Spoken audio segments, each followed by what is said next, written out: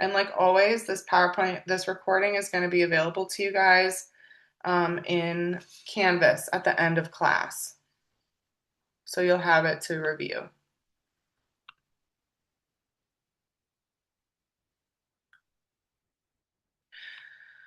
All right, so week 8, we're talking about high risk newborn.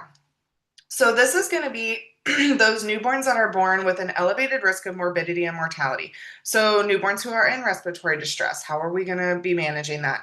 Newborns who have increased jaundice, hyperbilirubinemia, any type of preemie infant is automatically at an elevated risk of morbidity and mortality because of the immaturity of their immune system, the immaturity of their physiological makeup. Like they're not all the way fully developed yet. They didn't have enough time in utero. So they're automatically going to be considered that high risk patient population. So we're going to be talking about what the role is of the bedside nurse in caring for these high risk newborns. All right. So, what is a high risk newborn?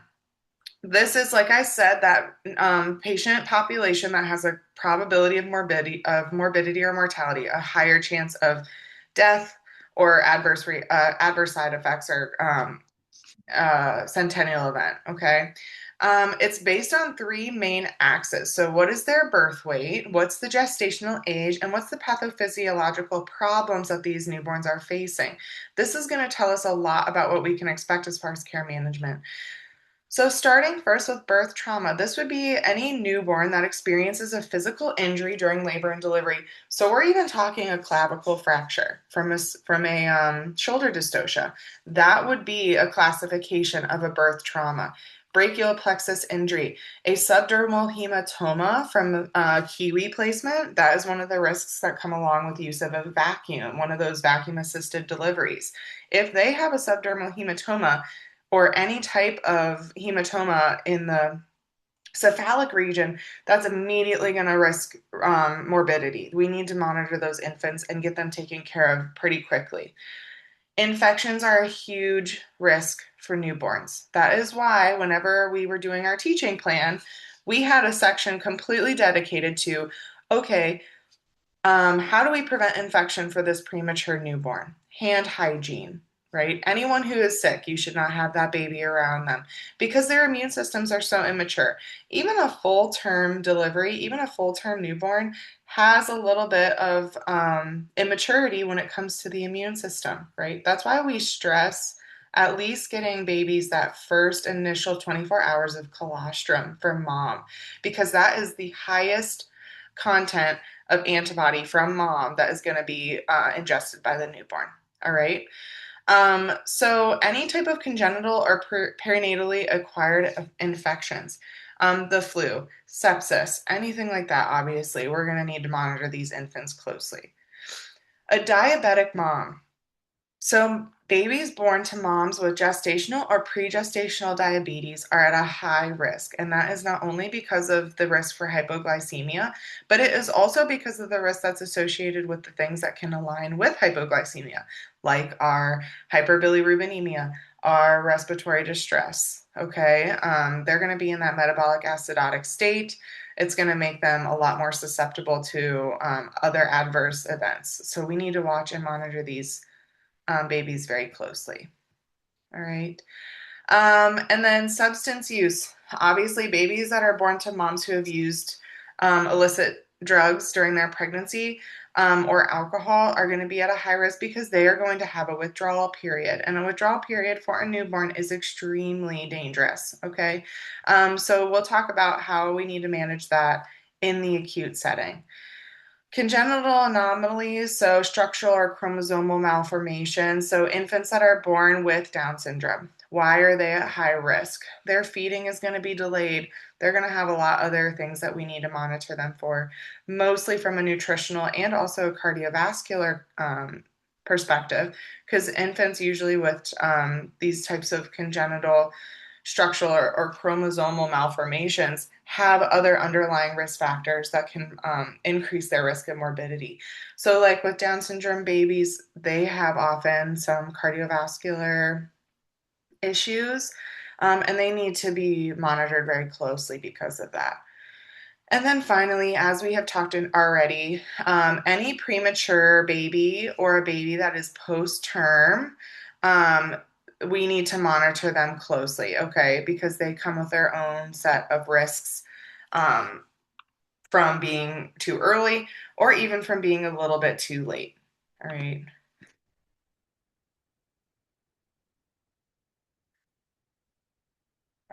Give me 1 second here, guys.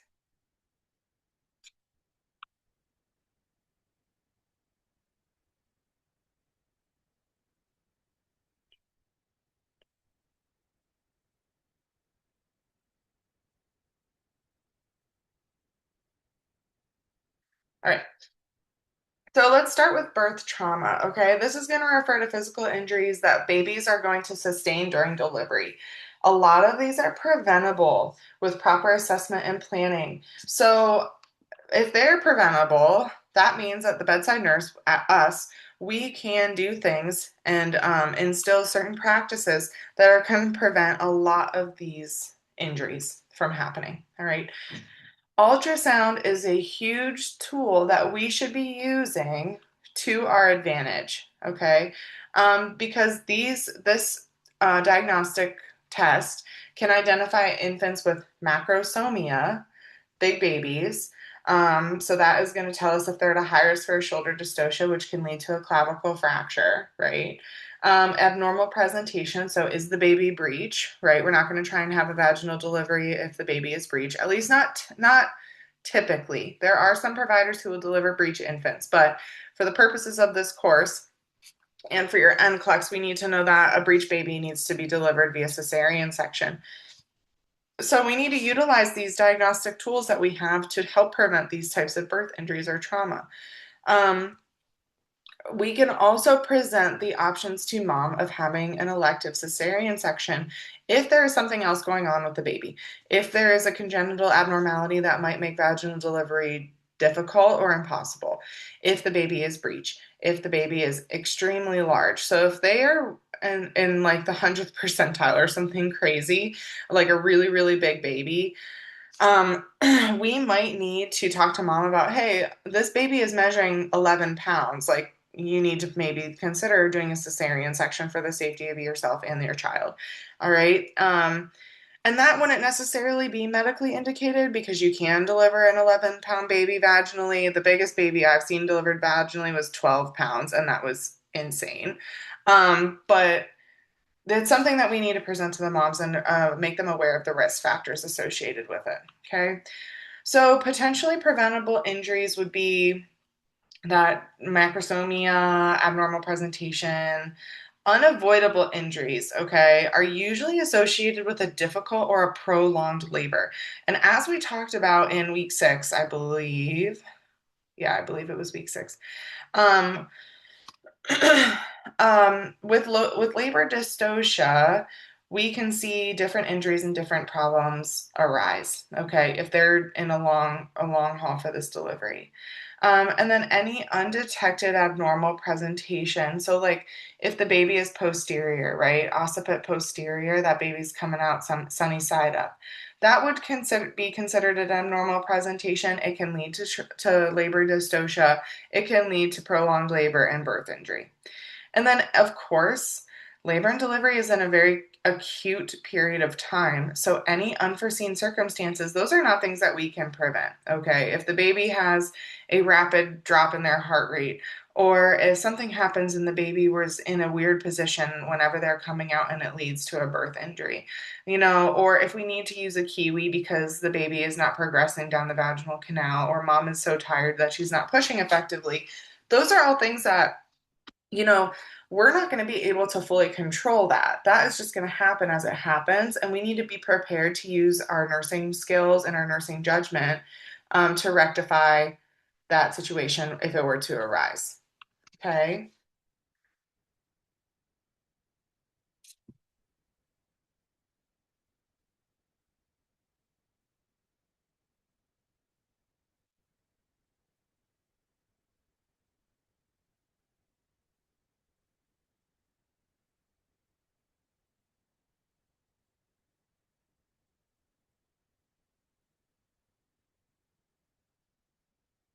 Alrighty.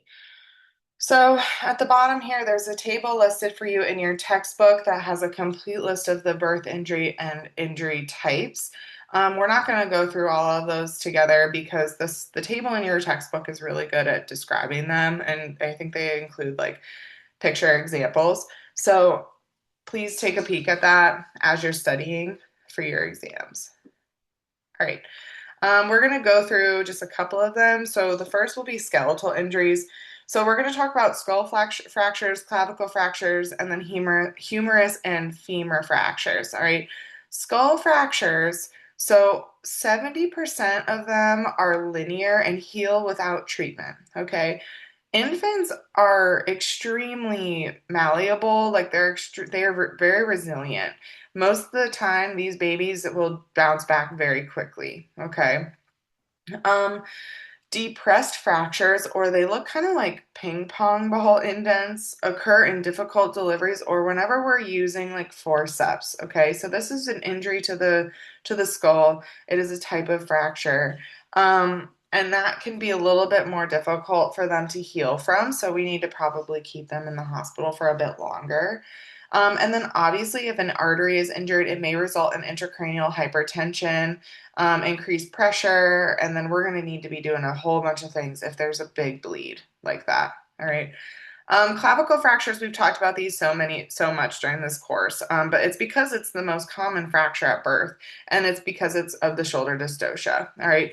Signs would be the local bone crepitation, so the crepitus over the clavicle, and then absence of the moral reflex on the affected side. So, like, their startle reflex is going to be one-sided. They're not going to have that rise of their one arm. Like, it's going to just lay kind of limp. What I've done in the past with these, because like we've said, babies are very resilient. Oftentimes you don't need to do very much whenever there's a type of fracture. We will like splint the one arm across and we'll swaddle them with that arm tucked around across their chest. And then usually their other arm is kind of like free and doing whatever else. But these babies, obviously, we need to feed them like way more than normal because any type of injury is going to increase their risk for hyperbilirubinemia because their body is trying to compensate for this injury. The bilirubin in their system is going to increase. They're going to get more jaundiced. It's a risk factor that we have with any type of injury. Um, and so we need to be aware of that and we need to feed them because the only way bilirubin is excreted is through infant stooling. So anytime there's an injury, a bruise, anything like that, we need to have the discussion with mom about supplementing their intake because they can be at a high risk for jaundice. All right.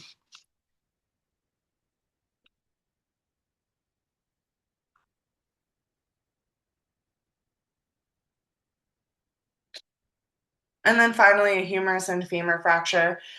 This can happen during a difficult delivery. I have not seen any of these, thankfully.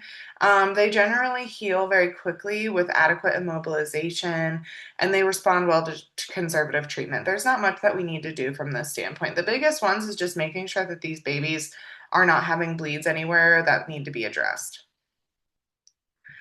We're going to talk here about the brachial plexus injury because that is an injury that's going to affect our nervous system. So it's going to result from forces that alter the normal position of the arm, usually the arm, shoulder, or neck during delivery. And it's usually because of excess traction, so either from a kiwi or a shoulder dystocia, or we're like using forceps to try and get this baby to deliver quickly, and we're yanking on that baby, we're pulling them, and it can cause these kinds of injuries. All right. Erb's palsy would be an example of an upper plexus injury. It's caused by traction or separation of the shoulder from the head. So they're being pulled, and then that shoulder dystocia can exacerbate that pulling and that tugging motion. You're going to see these babies have a flaccid arm. They're not going to have any abduction or rotation, and then their finger and wrist movements are usually preserved, and these recover in about 3 to 6 months. All right.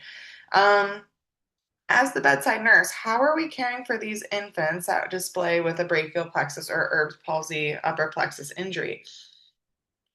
We need to make sure that that humeral head is in the correct position. All right. So we're going to be splinting or keeping that arm in a specific position the entire time these babies are recovering. We're going to do the arm abducted with external shoulder rotation. With these infants, we need to continue doing passive range of motion exercises to maintain blood flow, maintain use of that muscle, and keep everything functioning how it should be. And then we need to instruct the family, which this is important, guys. This is something that you should know. With a care and herbs palsy baby, we need to instruct the family to hold the baby in a football hold position. All right.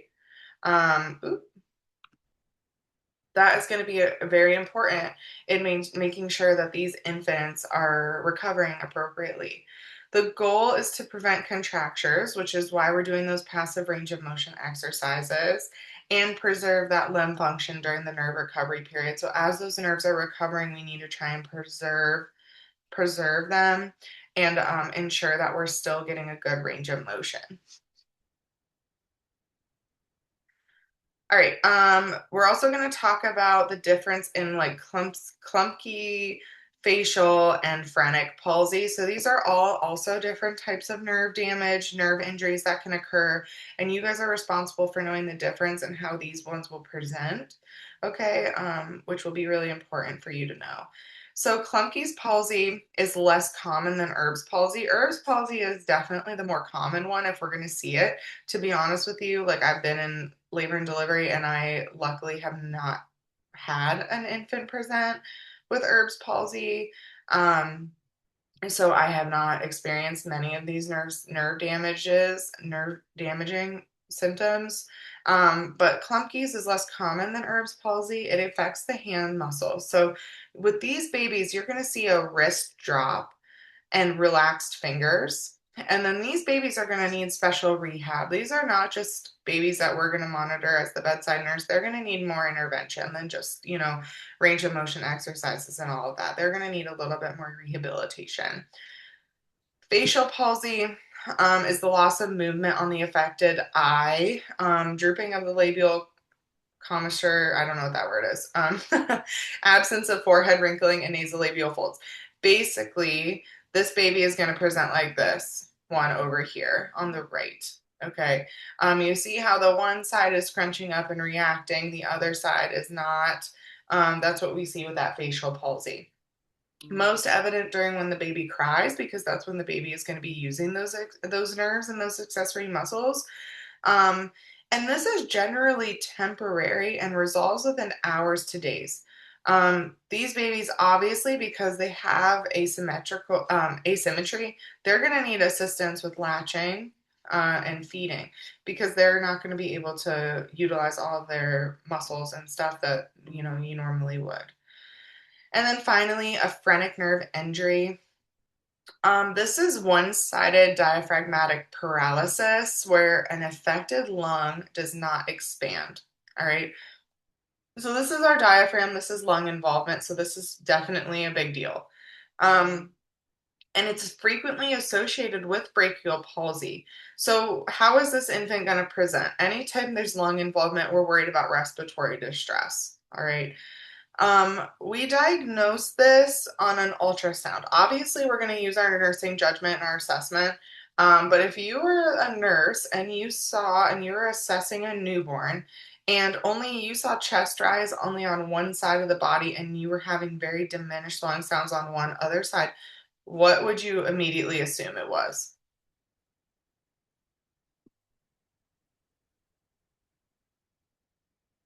Like if it presented that way, what would you what would your first thought be?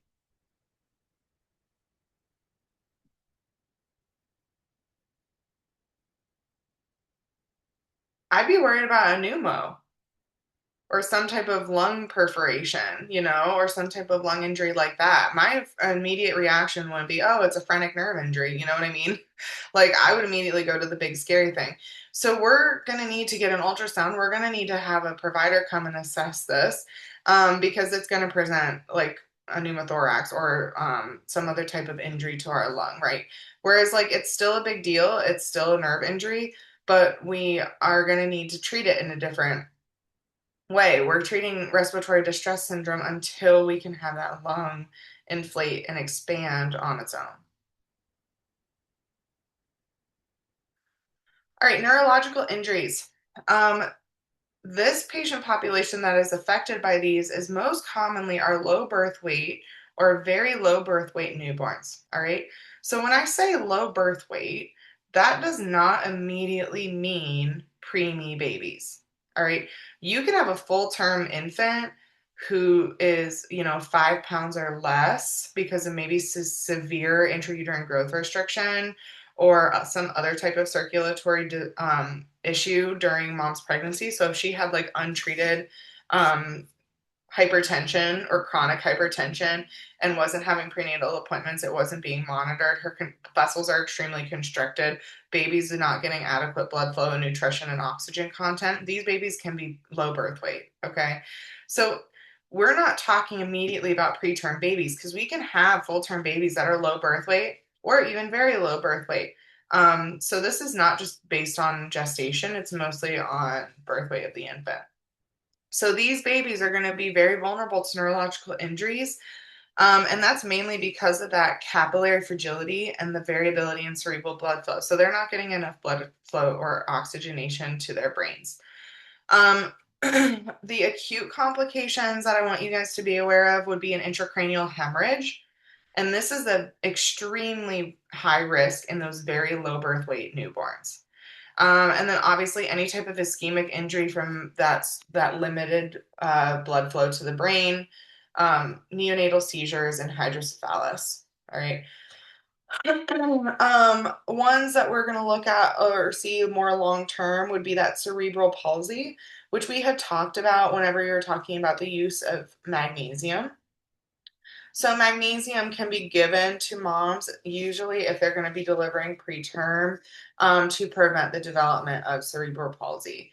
This is the most common deficit in premature survivors, and it's generally diagnosed within the first 2 years of life, of the newborn's life.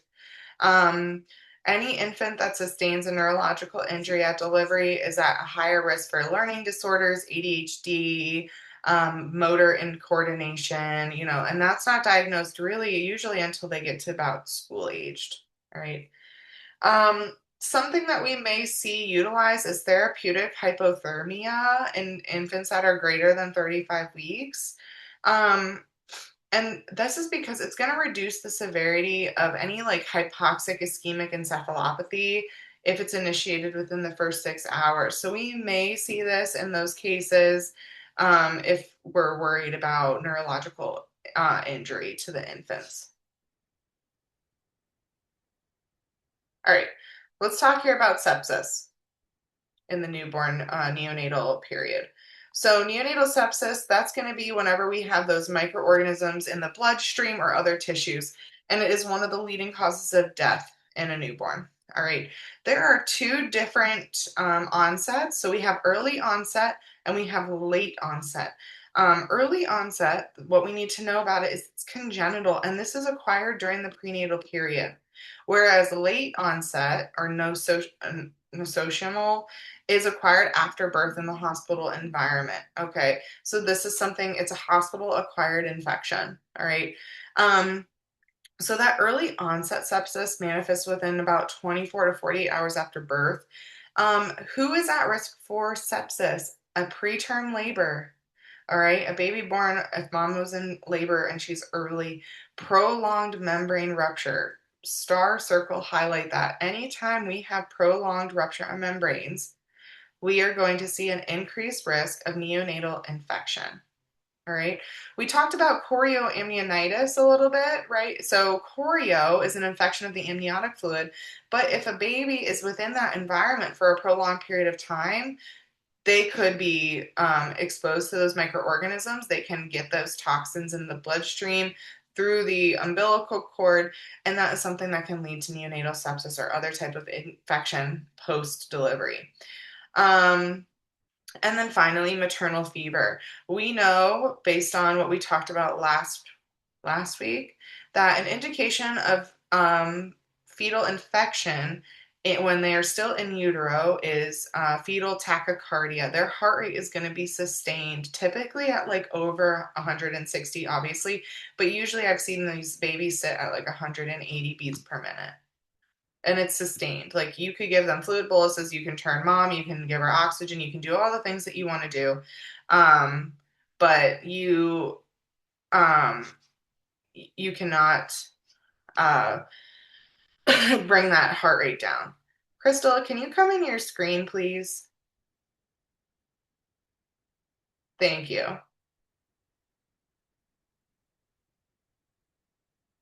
Okay. And then another main pathogen that we need to talk about is group B. Group B strep.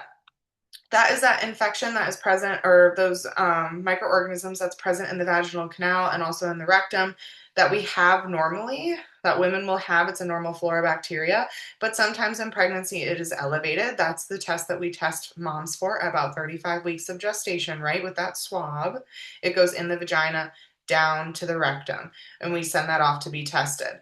If mom is positive for group B, we need to administer penicillin every 4 hours during labor. All right. This is going to reduce that amount of bacteria in the vaginal tract. It is going to reduce the risk of baby acquiring that infection from mom. Group B is very dangerous if babies get this, okay? 50% of mortality in affected newborns. It is something that is going to progress extremely rapidly. So if you have a newborn, okay, let's say hypothetically, you have a mom who comes in, no prenatal care, we don't know her gestational age, she has a baby, and then baby starts having a fever, baby's tachycardic in utero during labor.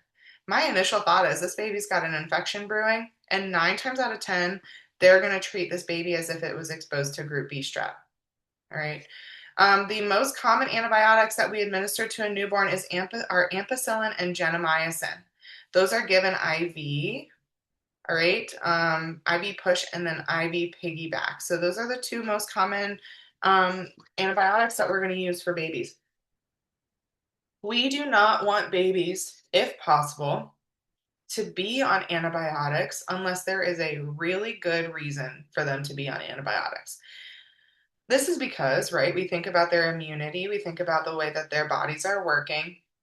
If we introduce an antibiotic when they are already pathophysiologically immature, we run the risk of not only eliminating the dangerous bacteria, but good bacteria, right? Because oftentimes, unfortunately, in newborns, especially in premature newborns, eliminating good bacteria also goes hand in hand with eliminating bad bacteria. All right. So we need to be very cautious when we are administering antibiotics.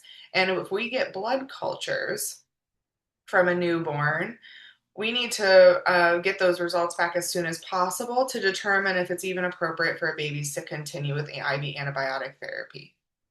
All right. Um, so that is something that we need to keep in mind. We don't want to just give antibiotics out willy-nilly for free. All right, finally, let's talk about that late onset sepsis that is acquired in the hospital. If a baby has an invasive procedure, okay, that's going to increase their risk for infection.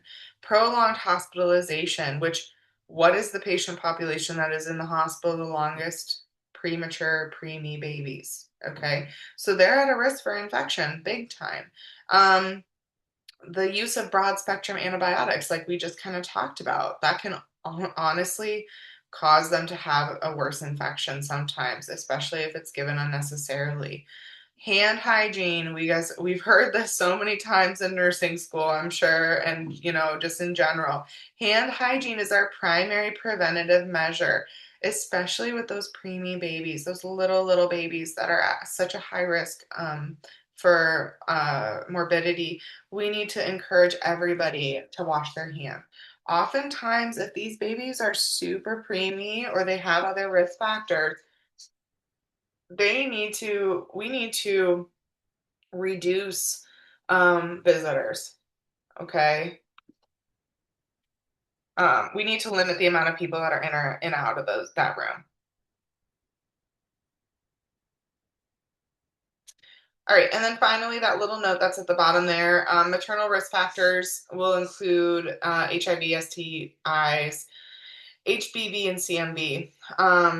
Cytomegalovirus is something that we are gonna, if babies, let me see, if they fail the hearing screening, the hearing test, which we'll talk about this a little bit later.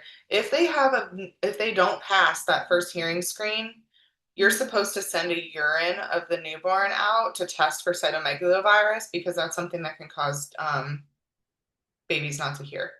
All right, so that's something we do. That's just a little side note. Pneumonia is the most common infection and leading cause of perinatal death. All right. Signs and diagnosis of sepsis. All right, because can we determine, with babies, they present oftentimes very similarly for a lot of things. So we need to be able to determine, okay, is this baby septic? What is going on?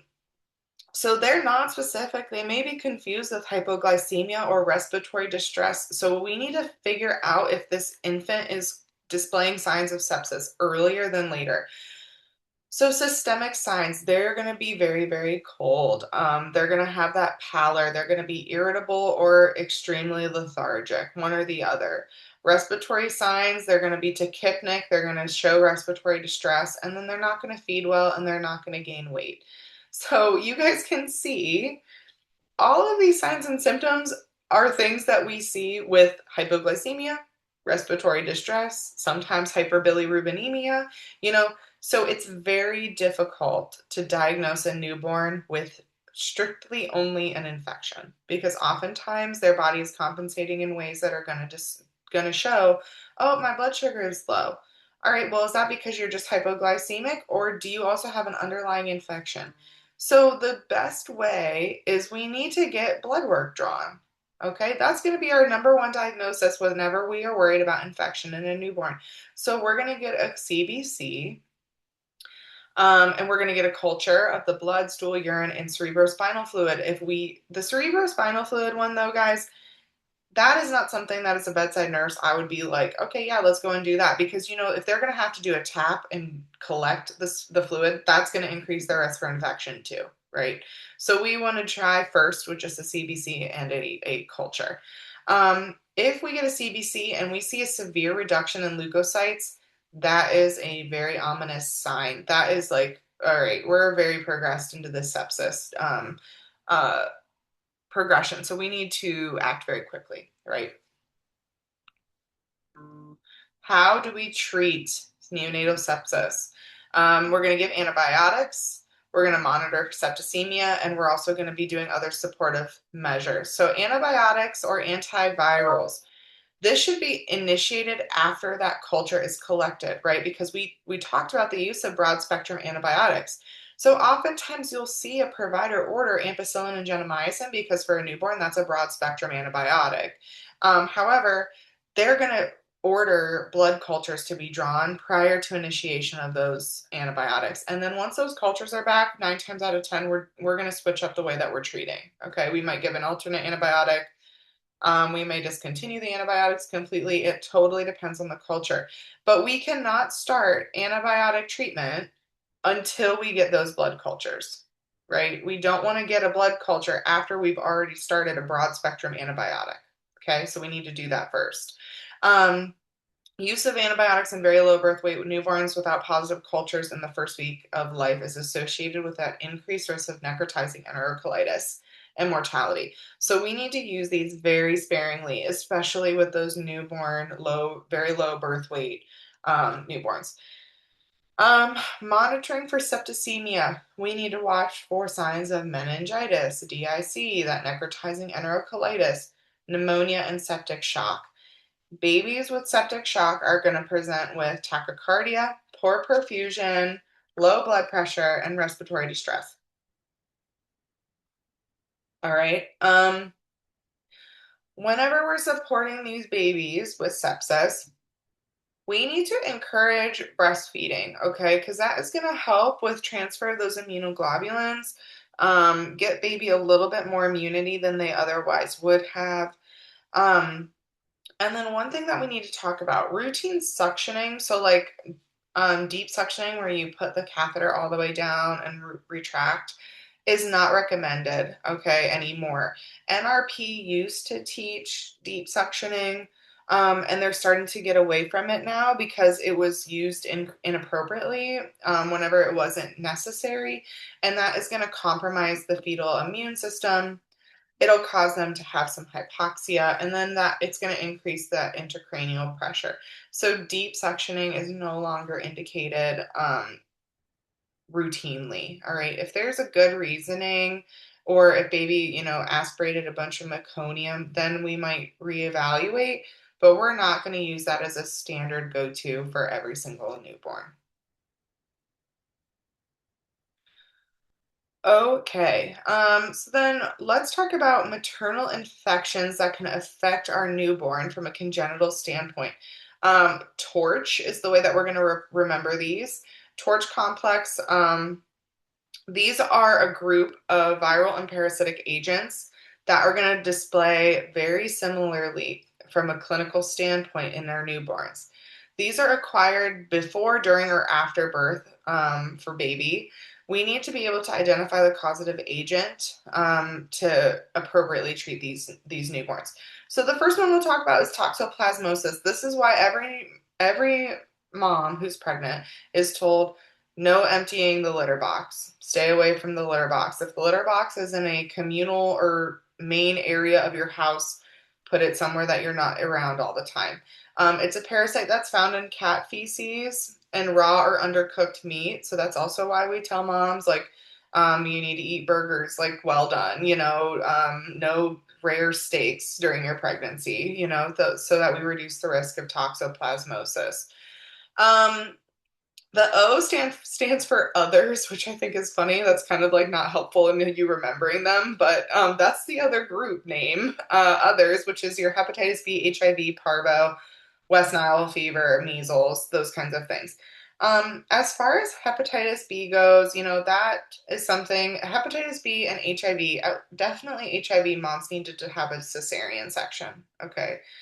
These moms are also not eligible for breastfeeding if they have an increased uh, count in, oh man, I'm losing what is elevated when moms are HIV positive. I can't remember. But if they're not treated, if they're not on accurate on current antivirals, and it's like it starts with a C. Why can't I remember this right now? It'll come to me later. Um, Whenever those are elevated, the mom cannot breastfeed because it can be transferable and through the breast milk. We also need to bathe these babies right away. We talk about delayed baths and whatever, but if mom has a current elevated HIV or hepatitis B, these babies should be bathed pretty immediately. Infants that are born to HIV or to hepatitis B positive moms need to get the hepatitis B vaccine. They also should get that HBIG at delivery. All right. Measles, obviously, like if mom has a vaccination, that risk is extremely low. But if mom has measles in pregnancy or afterwards, we need to educate her on how not to transfer that to her baby. The R stands for rubella.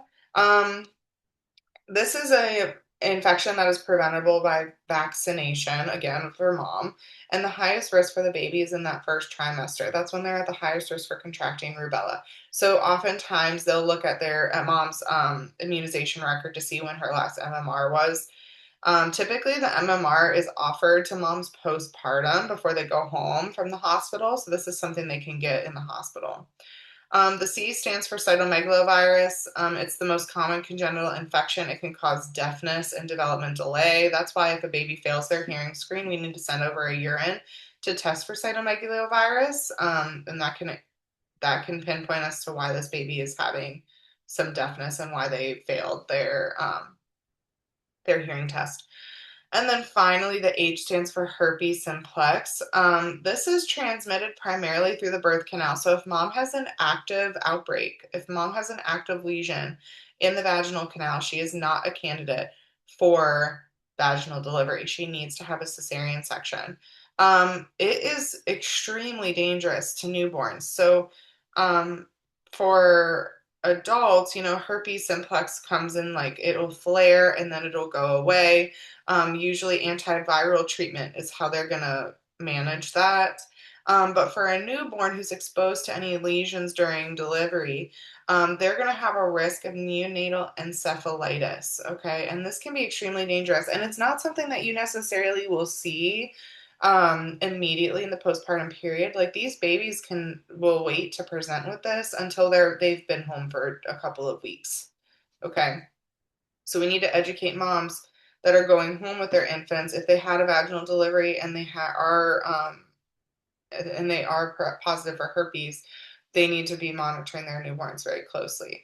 The other thing too, as a bedside nurse, if you have a patient who comes in and laboring, and in her chart it says that she has a history of herpes, genital herpes, that is something that a provider needs to come and perform a speculum exam to ensure there are no active lesions. And they need to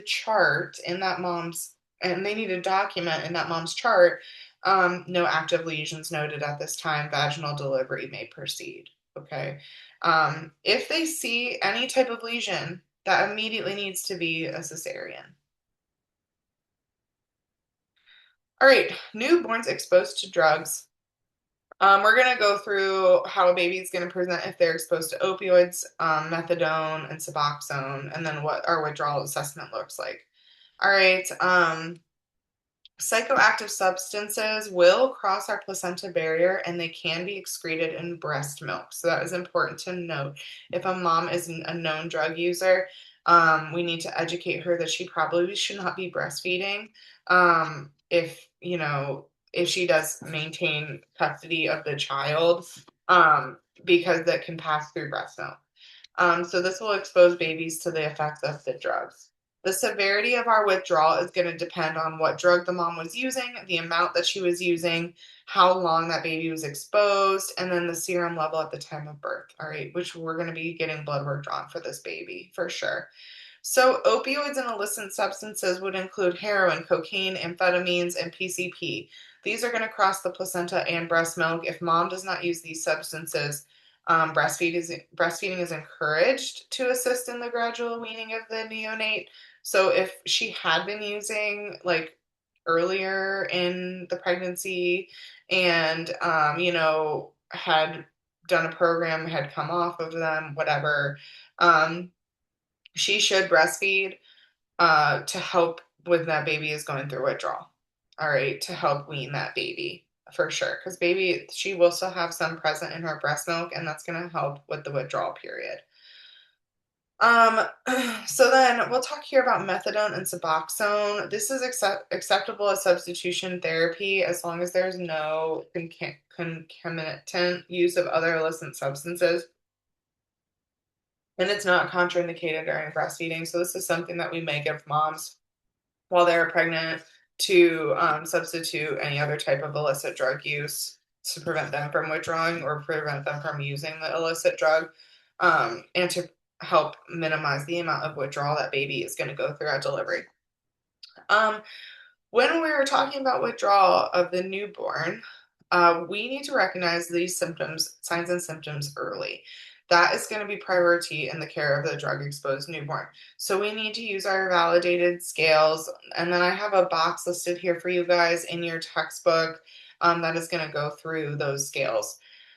The biggest thing, too, which I learned this working in Amish country, is if a baby shows signs and symptoms of withdrawal, it doesn't necessarily mean, oh, the mom's been using heroin, or, oh, the mom must be addicted to opioids. Like, there are some herbs and naturally occurring things that some moms will take during their pregnancy that will lead to infant withdrawal. I had a 19-year-old Amish girl come in this was her first baby, and she lived down in like Berlin. She was out in the middle of Amish country, and her baby started showing signs and symptoms of withdrawal.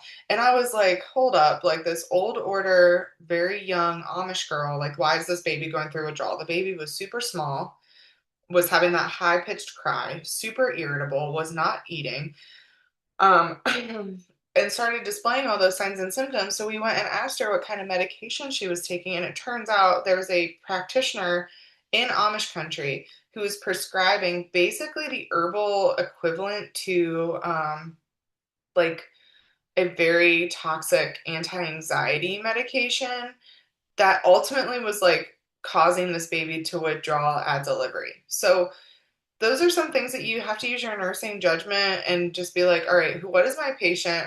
Who is my patient? What is their risk factors? And oftentimes you'll see like moms use these herbal supplements and stuff, and it's like, that's great, but if it's gonna have a toxic effect on your newborn, we need to be able to educate them about that. All right. And there's new stuff that pops up literally all the time. Like, even I will just be admitting a patient like last week, and they're telling me about these herbal supplements that are, oh, they say that it does this during pregnancy and does this during pregnancy. And like, I was literally just pregnant not that long ago and I hadn't heard of it. So we have to always go through our medication list with our patient. We need to identify what can be a danger to these newborns as well. All right, so neonatal abstinence syndrome is a set of behaviors exhibited by the baby exposed to substances in utero. So between like 55 and 94% of these newborns are going to show signs of withdrawal, and we need to know what those signs and symptoms are. So you guys definitely need to know what is on this slide, okay? From a neurological standpoint, these babies are going to have that high-pitched, incessant crying. At the end of the class, if we have time, I'll pull up a video of what it sounds like. But it is a very distinct cry. It's not just like a oh my gosh, that baby's cry is really annoying. It's like oh, okay, this is definitely something else that's going on. It's very distinct. You will be able to recognize it. They're going to be extremely irritable. They're going to have some tremors. They're going to seize potentially. And they also might have some low tone. And then their sleep is going to be extremely fragmented. They're not going to sleep like a normal newborn well at like hours at a time. They're going to keep waking up because they're going to keep having these neurological involvement. From a GI standpoint, they're going to have that frantic and disorganized sucking, so they're not going to be able to latch to mom very well because their body system's in hyperdrive. They're frantic. They're looking around. They're trying to latch. They're trying to eat. They're trying to do all this stuff, and it's like their body is actively fighting them. They're also going to vomit, and then as a result, like we said, they're not going to eat very well.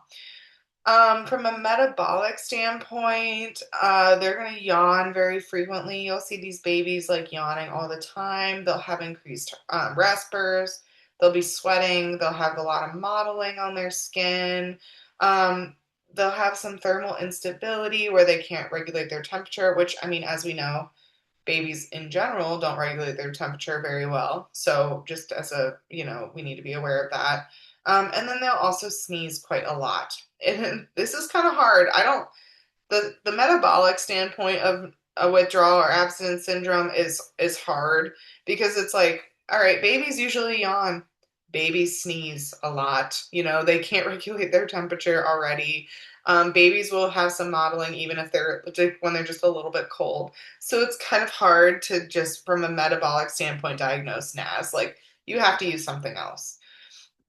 How are we going to provide comfort to these babies? We need to hold them very firmly, swaddle them very snugly. So you're going to make sure that they're really compact in that swaddle. It's going to help reduce those neurological symptoms. And then reduce environmental light and sound. This is a room that should have dim lighting. They probably shouldn't have a lot of visitors. We don't need music playing all the time. We don't need the television on. These babies need dark and quiet because their nervous system is already in hyperdrive. We don't need to be introducing external stimuli to exacerbate these symptoms, right? So that is very important for you guys to note. All right. So then let's look at how we can see the effects by type of substance. So probably the biggest one you guys will hear about is fetal alcohol syndrome. That is a newborn who is born to a mom who consumes an excessive amount of alcohol during pregnancy. And as we know, an excessive amount of alcohol during pregnancy, as per the CDC and per research, is any type of alcohol during pregnancy. There is no yeah, like have a glass of wine at night. Like an OBGYN might reference that, but all of the evidence-based research that we have and what we teach as far as the purpose of this course is any amount of alcohol is not a good amount of alcohol during pregnancy. So when we look at fetal alcohol syndrome, these babies and these children and even adults are going to look a very specific way. They're going to have a low nasal bridge. They're going to have some ear abnormalities. Their upper lip is going to be like very thin and indistinct. They're going to have like that flat mid face and short nose. So this little guy here is a pretty good representation of having some of those signs and symptoms. So we can see he's got that really, really thin lip here. Okay, he's got that flat nasal bridge. All right, and the flat mid face and short nose here. All right, so this is how a baby can present. Um, this can result in a newborn who is born small for gestational age.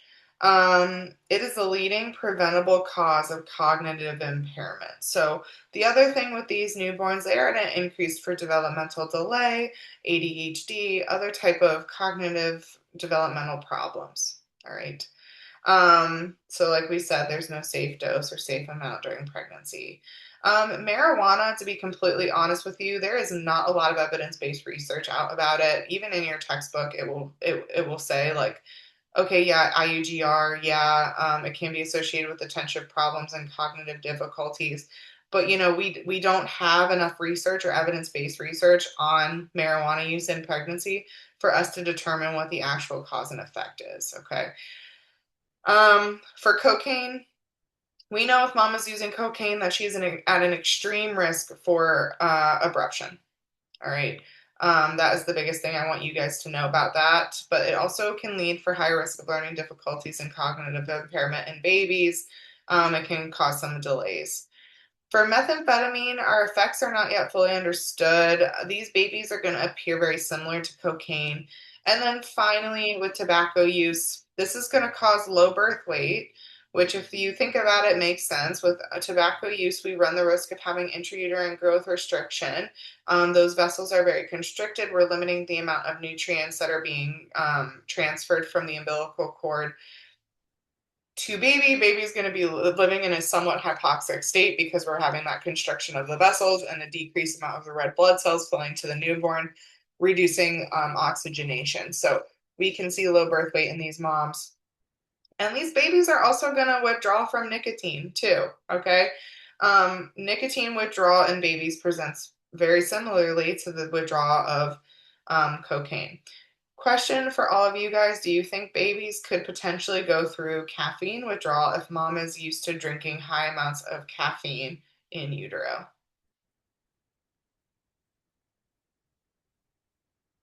Caffeine is a stimulant, right?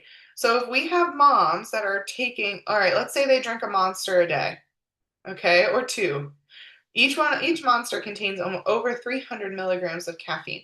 The recommended caffeine dose for a mom when she's pregnant is 60 milligrams. That is a cup of coffee a day. Those babies are going to be irritable. They're going to not sleep very well. They're going to be wanting to eat all the time, and they're going to have a very disorganized latching pattern. I've seen it before where like these babies will almost present like they're withdrawing from things, and mom is, not a drug user, not doesn't smoke, doesn't do anything, but she consumed a lot of caffeine in her pregnancy, and it can lead to sometimes some signs and symptoms of withdrawal, because they're dependent on that stimulus, so anytime you have something like that, we do run the risk of newborn withdrawal. The same can be said about sugar. It's just given a different name, hypoglycemia, right? It's the exact same concept. If a baby is used to getting a certain level of sugar in pregnancy or insulin, because mom is gestationally diabetic or pre-gestationally diabetic, that baby is going to have the hypoglycemia. So it's very similar. Anything that is babies being exposed to in utero and they're not getting when they're born, they run the risk of having some adverse reaction. All right. This is my least favorite thing to talk about, to be completely honest. I just, whatever. It's just one of those things that you got to know as a nurse, but I just don't like talking about it. So we'll get through it here. This is the hemolytic disorders. It's the blood, the differentiation between mom's blood type and baby's blood type. There's a couple different kinds. We'll talk about RH incompatibility as well as ABO incompatibility. So with ABO incompatibility, this is most common between a mom who has O, type O blood, and then a baby who was born with A or B blood type. So what's going to happen is mom's antibodies are going to cross into the placenta and cause hemolysis of fetal red blood cells. It's going to start breaking down those fetal red blood cells. And this can occur as early as the first pregnancy. We can see this happen. So the manifestations in a baby once they're delivered, because we have that hemolysis in utero, so baby is going to be symptomatic whenever they're delivered. Baby's going to be jaundiced. They're going to have that yellowing of the skin, of the sclera of their eyes.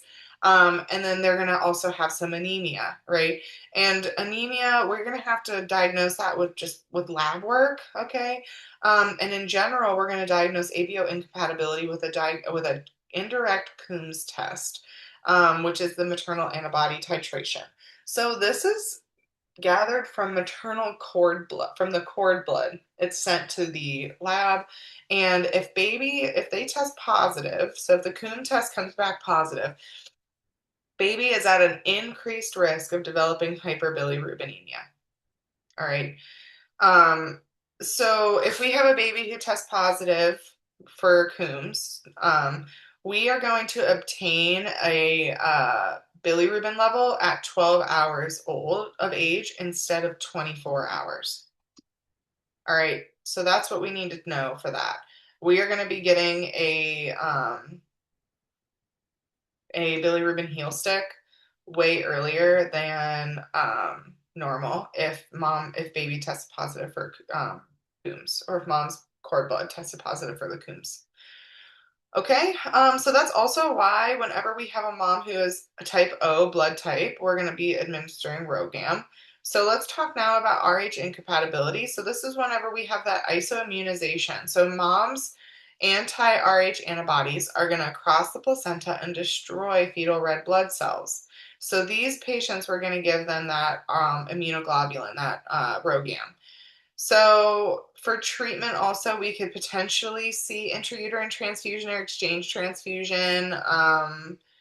And then with these babies that are born with RH incompatibility, whenever they've been in this state in utero, we're going to see erythroblastosis fetalis with some hyperbilirubinemia within that first 24 hours. All right.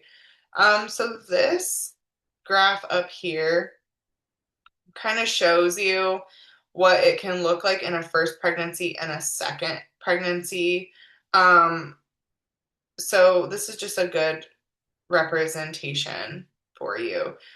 With RH incompatibility, we sometimes will see an increased amount of miscarriages with these patients if it's left untreated, or if it's left if they don't know the blood type and they keep continuously having losses. That is something that we should look into. Alrighty. So let's talk now about, does anyone have any questions so far? I know this is a lot of information. You guys are doing really well, but just interrupt me if you have questions, okay? So infants of diabetic mothers, they come with their own set of risk factors. We talked a lot about them last week briefly, with the hypoglycemia, respiratory distress, all of that. But there's other stuff that we need to talk about from a congenital standpoint, that these babies can be affected. So maternal glycemia is the most important factor for fetal well-being. So how is mom handling her insulin? How is that all working? Chronic hyperglycemia during pregnancy will cause fetal hyperinsulinism with serious metabolic and structural consequences. So that is just pretty self-explanatory. Baby's going to have high amounts of insulin. Their body is going to be used to those high amounts of insulin.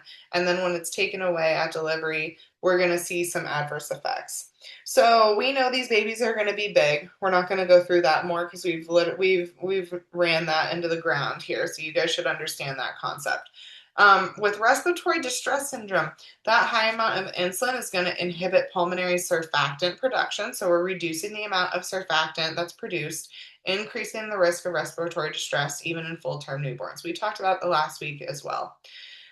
We also see that neonatal hypoglycemia, so that excessive insulin is going to persist after birth. We need to feed them all the time. On your test, if you've got questions about hypoglycemia, usually the answer is we need to feed that baby. So we need to also monitor that glucose level as well. And then finally, what we're going to talk about here, which is a little bit newer, um, is the congenital anomalies that can be associated with diabetic moms, babies born to diabetic moms. They have an increased risk of cardiac, skeletal, and central nervous system malformations in moms that have poorly controlled diabetes. All right, so this baby in the top left is 1,000% a macrosomic infant. That is a big baby right there. All right. So whenever we have that big baby, we're worried about all of these things: the hypoglycemia, respiratory distress. Anytime that infant is macrosomic or the process of diabetes is a factor for these infants, we are worried about that heart, skeletal, and central nervous system malformation. Okay. So, how are we going to assess and manage the care of babies born to diabetic moms? So, first, we're going to do a full head to toe assessment. That should be our go to pretty much for any newborn that is, being freshly assessed. We're going to look for any type of anomalies and respiratory or cardiac problems. So, are we seeing a tachypnic infant? Is baby struggling to breathe? Are they using accessory muscles? Are they having some nasal flaring and grunting? Are they showing signs and symptoms of respiratory distress? When you listen to their heart, do they have a current heart murmur? What is their heart rate? Is it tachycardic? What is their skin color? Because we know whenever we're assessing a newborn, oftentimes when we're worried about cardiac involvement, we need to know what their skin color is presenting. If they're dusky, if they're displaying pallor, if they're diaphoretic, anything like that, we need to be worried about cardiac involvement. Does this baby have an active birth injury? Are both their clavicles intact? Is the Moro reflex present on both sides, so we're not worried about a brachial plexus injury, right? These are all the things that we are assessing and we're looking for and we need to take note of. How are they managing and maintaining their blood glucose? Is it over 40? If it is, that's great. We don't need to do anything. If it's under, then we need to treat hypoglycemia. And then how is their temperature? We need to continually provide thermal support. So these are the babies that, like usually I'm pretty hands off with moms, especially moms that have had babies already. I'm not going to be like, oh, you should put a hat on them, you should put a blanket, because usually these moms know. With a baby born to a diabetic mom, we need to be overly cautious about them getting too cold, right? Because our cold stress process can ultimately lead to respiratory distress, and hypoglycemia will contribute to that as well. So we need to make sure these babies have hats on. They're away from the windows. We're worried about all of those different methods of heat loss that I told you guys about last week, right? Our convection, our radiation, all those things that you guys need to know for sure for your exam. So we need to maintain continuous thermal regulation, continuous support. We should be doing this immediately at delivery. All right. We should not be like, oh yeah, I'll let mom, skin to skin is important. If you can, do your assessment while baby is on mom's chest. I've done that almost every time I assess a baby whenever they're first delivered. Okay. We need to get that blood sugar checked. We need to feed them immediately if they're showing signs and symptoms of hypoglycemia, and then keep them really warm, right? All of these things. This is how we're going to manage that baby born to a diabetic mom. From the congenital anomaly standpoint, this is going to be that broad spectrum of like malformations. We need to utilize our holistic care without just immediately jumping to medication and surgical approaches. We can utilize that, but we also need to discuss with families rehab and educate our families very thoroughly. All right. So congenital heart defects, that's something that we see quite frequently whenever we have any type of anomaly. These can be the most common and potentially severe. Like we talked about earlier, like the first slide, oftentimes if we see a heart defect or a congenital anomaly like that, it's with a baby who potentially has Down syndrome or some other type of chromosomal anomaly as well. Um, Neural tube defects would be our spina bifida and our anencephaly. So spina bifida is when we have that opening in the lower back of the infant, and it's on a wide spectrum scale of how severe it can be. So we need to be assessing that. Sometimes there's even just like a little dimple right above the baby's like buttocks, and that is something that we need to monitor. That's something we need to tell our physician as well so they can come and make sure it's not open and that there's no risk for infection associated with that. An imperforate anus. This is something like if baby doesn't have a stool, or if we are monitoring the infant and they're showing signs like they're uncomfortable, they're showing a lot of GI symptoms. This is something that is going to require early surgical intervention, because if we let it go for too long, we can run the risk of like sepsis and infection and severe um, adverse reactions, adverse effects in the baby, potentially even some morbidity can be a concern. So that is something that we're going to perform a surgery on. For our abdominal wall defects, that's that I can't say that word, and the omphalocele. Whenever there's like organs that can potentially develop outside of the abdominal wall, and that is stuff that we're going to need to monitor the baby. Those are big time things that babies are hospitalized for, because they are at such a high risk for infection because they have an active opening, right? So we're monitoring those babies very closely, and most of the time this is going to require surgical intervention. So, and then cleft lip and palate. The biggest thing with these babies, right, that we're worried about is their nutritional intake. So, like, I know Dr. Brown's is a type of bottle, like a manufacturer of infant bottles, and they make bottles specifically formatted for infants born with cleft palates or cleft lips. Um, and it helps because it can help maintain the seal around the bottle and allow baby to suck and get that food. So this is something that we need to send moms home with. Education wise, we need to help them in the hospital establish a good feeding routine and feeding pattern, because these babies are going to struggle big time with nutritional content, nutritional intake. These babies will also require surgery, especially if it's extremely cleft, if there's a big cleft, like it's completely open. And that's why we always need to monitor and assess the roof of the baby's mouth, because those can be very easily missed.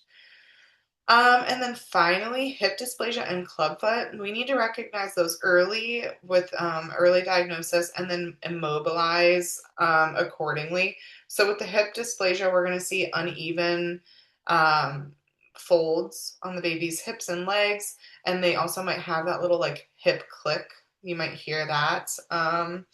And they also will not like lay as a normal baby would. They may be compensating for the anomaly as well. All right, let's go talk a little bit more about Down syndrome. This is trisomy 21. It's the most common chromosomal anomaly. Our risk factor for Down syndrome babies will increase if we have an advanced maternal age pregnancy, or I hate the word for it, but geriatric pregnancy, which is still unfortunately considered anyone older than the age of 35. I'm curious if that's going to change, because we have a lot more moms that are, over the age of 35 having fine, normal, successful pregnancies. But as for our evidence-based research and standard practice right now, anyone who is pregnant over the age of 35 is considered at advanced maternal age. And then advanced and paternal age. So if dad is older than 55 years old, that can also increase the risk of trisomy 21. So we need to, you can diagnose Down syndrome prenatally through an amniocentesis, okay? There's also like those blood tests that will determine, moms can opt into getting this done, that will screen the genetics of the newborn and tell whether or not the baby is at a high risk for developing Down syndrome. And then if that is a positive, if that's positive, it would flag to the OB provider and they would offer mom an amniocentesis at that point. Okay. Or if mom had had a previous pregnancy where the infant was born with Down syndrome, we may offer them an amniocentesis to determine um, if this is something that she would like to know prior to the delivery of the infant. Degree of intellectual impairment is going to range. Okay, so there are some very high functioning individuals born with Down syndrome, and then there are some very low functioning dependent individuals born with Down syndrome. So it will range from mild to severe. These infants are born with some other complications as well as just the overall intellectual impairment. So, like I said, heart disease is huge in this patient population. It's present in 50% of these babies. Okay. They're going to have delayed motor and cognitive impairment. They are going to be at an increased risk for infection. They're also going to have recurrent respiratory infections and ear infections. Okay. Speech and hearing problems. These babies, whenever these babies are first born, okay, as the bedside nurse, because I've seen somebody do this. It is not your job to be like, oh, I think your baby has Down syndrome. That is, no, don't do it. That is not our job. We can perform our assessment. We can do the head to toe assessment. We can help with feeding. We can help latch the baby. We can report the findings of our assessment to our providers, but it is not our job to have that conversation with the patient. Okay. There was a nurse before that I worked with who told a mom that her baby had Down syndrome. And then the mom was like, this is a big diagnosis for somebody, was freaking out, was very anxious. The provider came in and said it's inconclusive. We would have to wait until they're older because sometimes you can't tell immediately. And so this mom was going through a roller coaster of emotions while she's already postpartum, going through all the hormone changes. And it was terrible. It was a mess. So just, to put it in a different word, just stay in your lane type of thing, you know what I mean? So that's something just as a note that when nurses, we do not reveal or diagnose like that. Um, the one thing I will say though, from an assessment, these babies are going to assess very distinctly, especially if it's obvious that these babies have Down syndrome. So the biggest thing that I've seen with Down syndrome babies, they're extremely hypotonic. Okay. These babies are limp. You can hold them, you can move them, you can do pretty much anything, moving them around, everything. And their arms are going to just be flat to their sides. Their legs are not going to be reactive. When you swaddle them, they're not going to be kicking against the swaddle. They're not going to try and break out of the swaddle. They're very hypotonic, these babies. They also are going to have that protruding tongue pretty much immediately at delivery. All right. The other things in here are a little bit more textbook related. So they're going to have those folds, the oblique fissures. They're going to have some palmar creases, um, the sunset eyes, and then like their ears, their low set ears. Those are things that you're going to see. Okay. A lot of the times, if a baby has Down syndrome, you can tell pretty immediately at delivery, especially if it's very clinically obvious. But like I said, we are not responsible for diagnosing that. That's something that a provider can discuss with a patient. All right, moving on, we're going to talk about spina bifida and how we're going to care for them. So if a baby is born and they have that open defect here, so we have that opening on their lower back here. This is immediately something we need to address because they are at an extremely high risk for infection. So we are going to cover that sac, that neural tube, that sac here, with a sterile moist dressing in saline or antibiotic solution to prevent drying and contamination of the myelomeningocele. So we see here on this on this picture up here, this baby has a covering over that opening, and it's a moist dressing to prevent that from drying out, to preserve it, and to prevent any type of contamination. These babies need to be prone or lateral so that we're not putting pressure on that opening, because these can rupture, and then that can lead to increased infection, sepsis, the whole mess that we're trying to avoid. From a skincare perspective, we're going to monitor skin integrity around the lesion, strict hand hygiene to prevent infection. These babies oftentimes are not kept in the same like area as other high-risk newborns. They're going to be in their own little room, isolate. And then typically the caregivers that are in charge of these babies, this is a one-to-one assignment. Okay, because they need to be monitored. We don't want them moving too much. We have to also rotate where their head is laying so that we don't have any contractures. We're doing range of motion exercises to prevent anything like that from developing. These babies are extremely high risk and we need to monitor them very closely. All right, hip dysplasia and clubfoot. Hip dysplasia is going to be another varying degree, um, severity. It's very common in girls rather than boys. The key sign is one buttocks is going to appear higher with unequal gluteal folds. That's what I want you guys to star and highlight and know. If a baby has hip dysplasia, they are going to present with unequal gluteal folds. Okay. These are the different tests that we can utilize in order to diagnose hip dysplasia. Um, and then what is our treatment? We're going to have constant flexion and abduction for about 4 to 8 weeks. We may need to have a surgery depending on if that conservative treatment fails. So if these like flexion and abduction, this treatment here is unsuccessful, we may need to discuss surgical intervention. Club foot is the most common congenital foot deformity. The foot is going to twist inward or outward, and that's going to help. That's going to affect how how that child walks. It's going to have the kid walk on the toes and the outer borders of the feet. Most of the time, we're going to have to do some casting. Or splinting to correct how that baby is walking. We also need to talk to parents because these kids are at an increased risk for skin breakdown.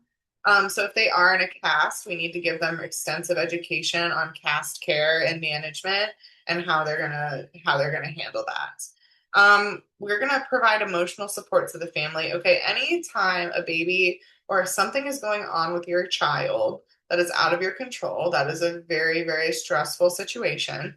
And we not only need to support the child from a medical standpoint, but we need to give that family the education and resources that they need to be successful in caring for this infant, right? Um, any type of diagnosis is it can be life changing. So, they're in it for the long haul and we need to be there for them. All right, well, let's talk a little bit more in depth about cleft lip and cleft palate. This is very common, unfortunately. This is something we can see a lot of.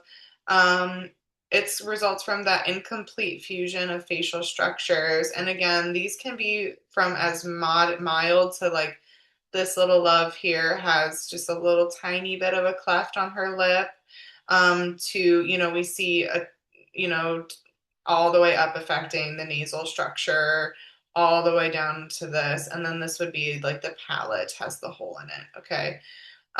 These babies have that increased risk of middle ear infections.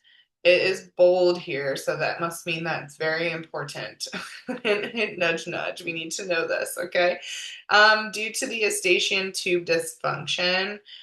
So with these babies, we need to make sure we get an accurate hearing screen, right? Oftentimes, these infants may be referred to a specialist anyways, just as, like a preventative measure, just to follow up with them. But the most common thing that we're going to see with these infants is are feeding difficulties. All right. We need to change the feeding technique, the feeding type. So there's a example of like a Haberman feeder can be utilized. It's a special type of feeding device for a cleft palate or cleft lip baby. We also need to monitor them very extensively for failure to thrive in a pre-surgical period. So these babies, if they're not gaining weight appropriately, if they're not sleeping well, if they're not, if they're not hitting their milestones and hitting their developmental markers, we need to monitor that as well. Okay. Oftentimes these kids will present with a little bit of a delay just because they have so much else going on that their body is focused on that we're worried about their nutritional intake. Anytime nutritional intake is poor, we can sometimes see an increase in the developmental delay. All right. So we need to just be mindful of that. We are typically not going to repair these until the baby is about 3 months old. usually. Okay. It's a case by case basis depending on the severity of the cleft, but we are typically performing that at 3 months of age or older. It's mostly for cleft palates repaired between 9 to 18 months.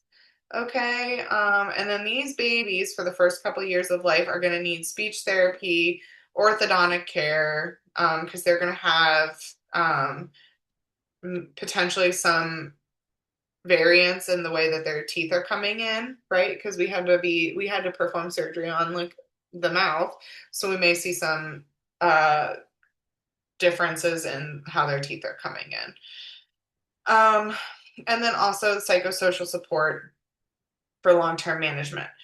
With these babies, okay, we need to have thorough education with the parents on feeding, okay? Because when they're going home, they need to be able to feed these babies on their own. So at the hospital, we're helping them. We're not doing it for them every single time. We're showing them what they need to do, and we're also giving them education on how do we know our baby got enough food. Baby is peeing appropriately. We're having over 6 wet diapers every single day. They're having bowel movements. Um, they are easily soothed. They're sleeping regularly. Those are all signs and symptoms that these babies' that nutrition is appropriate.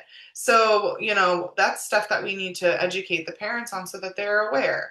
If your baby has a decrease in urine output, if they're not having appropriate wet diapers, if they are extremely hard to console, these babies also can show signs and symptoms of reflux. So educating parents on that and how to, properly avoid reflux. So feeding the baby sitting straight up, utilizing those appropriate feeders. Those are all things we should be teaching these parents about so that they can do it appropriately at home. All right. Any questions so far? Are you guys still with me? Awesome. We're doing great. Um, Let's talk now about preterm infants. So preterm infants come with their own set of risks because they're there early, right? So all these other things that we were talking about from a congenital standpoint, from a baby born with from a diabetic mom, all of those things can happen through any span of gestational period, okay? But now we are going to be specifically talking about a baby that is birthed before 37 weeks of gestation and how they're going to present and the risks that are associated with preterm delivery. Preterm infants are going to account for the largest number of NICU admissions. This is the patient population that we see have high levels of hospitalization, all right, because they are immature across all organ systems. So this is going to cause a lot of vulnerability, okay? We're completely immature in some areas of development, and then underutilized in others, all right? First thing we're going to talk about, the risk of infection associated with preterm delivery is extremely high. This is something that we are monitoring these babies for extensively throughout their hospital stay and their admission. Because they have that immature immune system, that's why they're at such a high risk for infection. We need to monitor them. Moms with an unknown GBS status, we talked about group B strep as one of the leading causes of neonatal infection, should be given prophylactic antibiotic treatment during labor. All right. So anyone that has a positive GBS swab and anyone whose GBS statuses are unknown need to be given antibiotics in labor. So if you have a mom who's delivering at 37 weeks, she would have only gotten her GBS swab done, at her 35-week appointment. Okay, if we have a mom who's coming in and she's in labor and she's 30 weeks pregnant, we need to have that in our mind of, okay, we don't swab for GBS until she's about 35 weeks. So her GBS status is going to be unknown. So a mom who's coming in preterm labor needs to have penicillin during labor to prevent baby from being exposed to GBS because we have to treat them as if they have a positive swab, right? The greater surface area to body weight ratio increases heat and fluid loss. So temperature regulation is going to be a problem. And then these babies are also susceptible to hyperbilirubinemia and hypoglycemia, all right? Because as we know, almost all the time, these things are all somewhat connected. One thing is going to affect everything else.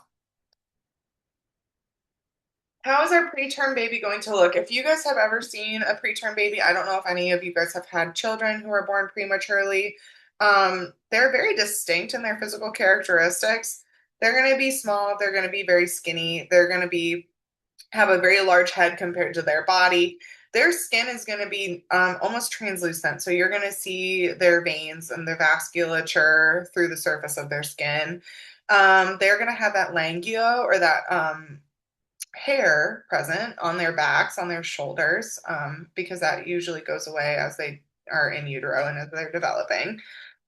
Um, the big thing here with their respiratory system is they're going to have periodic breathing. So they're going to have respiratory pauses of about 5 to 10 seconds, followed by 10 to 15 seconds of a compensatory rapid respirations. And that's normal. So they'll have a pause and then they'll have really fast breathing for about 10 to 15 seconds. Um, these babies can also have respiratory distress, even if they're being appropriately ventilated. Okay. So we are worried about these babies having hypovolemia or going into shock as well. All right. The greater degree of immaturity is going to have a greater degree of potential long-term disability. So we're also worried with these babies, neurological involvement, so cerebral palsy. We're worried about developmental delay, okay? And these are things that sometimes don't even pop up until they're school aged, right? So a baby who was born at 33 weeks might still hit every single milestone. They might be developing appropriately. We're not worried about failure to thrive. And then they get to the school age and they're having attention deficit problems. They're, behind in class. They're not reading as quickly as other children. They have a little bit more of a developmental delay, intellectual delay. That is something we can see and something that parents should be aware of. Okay. And they need to work closely with the school system, or if they're homeschooling, just to have that in mind, to help these babies. All right, so we know we have our classifications of preterm, and then we have the late preterm. So late preterm is a baby that's born between 34 and 36 weeks and 6 days of gestation. These babies are often underestimated in terms of clinical risk because it's very contraindicating because they look they can look like a normal infant, right? They may not present the way that a normal preterm infant will present. So these babies will potentially have some more fat reserves. They may be a little bit bigger. They may not have the signs and symptoms of respiratory distress. They may at first be acting and assessing as a normal full-term infant. However, they still face high risks of morbidity compared to a full-term neonate, and they need to be monitored as such. So let's go through all of these things that we've talked about quite a lot. We'll just go through them each a little bit more in depth here. So our thermoregulation. Obviously, these babies, even if they are late preterm, are going to have a decreased amount of brown fat store. And we know from last week that the brown fat is responsible for compensating whenever a preterm infant or a newborn get cold. We're going to burn through our brown fat. So a baby that is even a late preterm is not going to have an excess amount of brown fat stored up. So this is going to increase the risk of cold stress and hypothermia for these infants. So we need to keep them warm and encourage skin to skin. Hypoglycemia, they're not going to have adequate glycogen stores, and their process, the gluconeogenesis process, is going to put them, it's going to be immature still. So that's going to put them at a high risk. So we're feeding them early. We're monitoring their blood sugar. Hyperbilirubinemia. So we know that bilirubin is produced in the liver. We know that it's excreted through fetal stool. The immature liver conjunction and there's going to be an increase in red blood cell breakdown is going to elevate these newborns' bilirubin level. So their phototherapy thresholds may be reached sooner than in a term infant. So what we do is we'll take a bilirubin, right? And we put it into a Billy tool. We put it alongside what the gestation was at birth, how far along they were. We put it with their most recent weight. And then it gives us a number and it tells you where their phototherapy threshold is. So, for example, let's say a baby bilirubin is 7, okay? They were a full-term infant. They didn't have any complications at birth. Everything else is going well. Their weight is appropriate. They are not large or small for gestational age. Their phototherapy threshold may not be until the bilirubin level is 14. And that means that if they hit that number at that day, they should be put under bilirubin lights or get phototherapy. All right. With these babies, because of the immaturity of that liver, because of the red blood cell breakdown, they are at an increased risk for a heightened bilirubin. And their phototherapy threshold is going to be much sooner because they were born earlier, right? So for a full-term infant, and I'm just pulling out random numbers, guys, and you don't need to know these. For a full-term infant, their phototherapy threshold might not be until their bilirubin level is 20. Whereas for a preterm newborn or a late preterm newborn, their phototherapy threshold is going to be significantly lower. It might be 10 or 14. So they might hit that phototherapy threshold way sooner because of how immature their system is. So these babies we often see receiving phototherapy more commonly, okay? Their risk for sepsis is going to go up because of their immature humoral and cellular immunity. So they're at an increased risk for infection, okay? And then their respiratory function, as we know, the surfactant is a very, very key ingredient in appropriate respiration and ventilation because it can help with the alveoli inflation and gas exchange. So if they don't have as much surfactant, it might be insufficient. So we are going to see some tachypnea and some RDS with these infants as well, because they still may need a little bit of help breathing because they have less surfactant. All right. All right.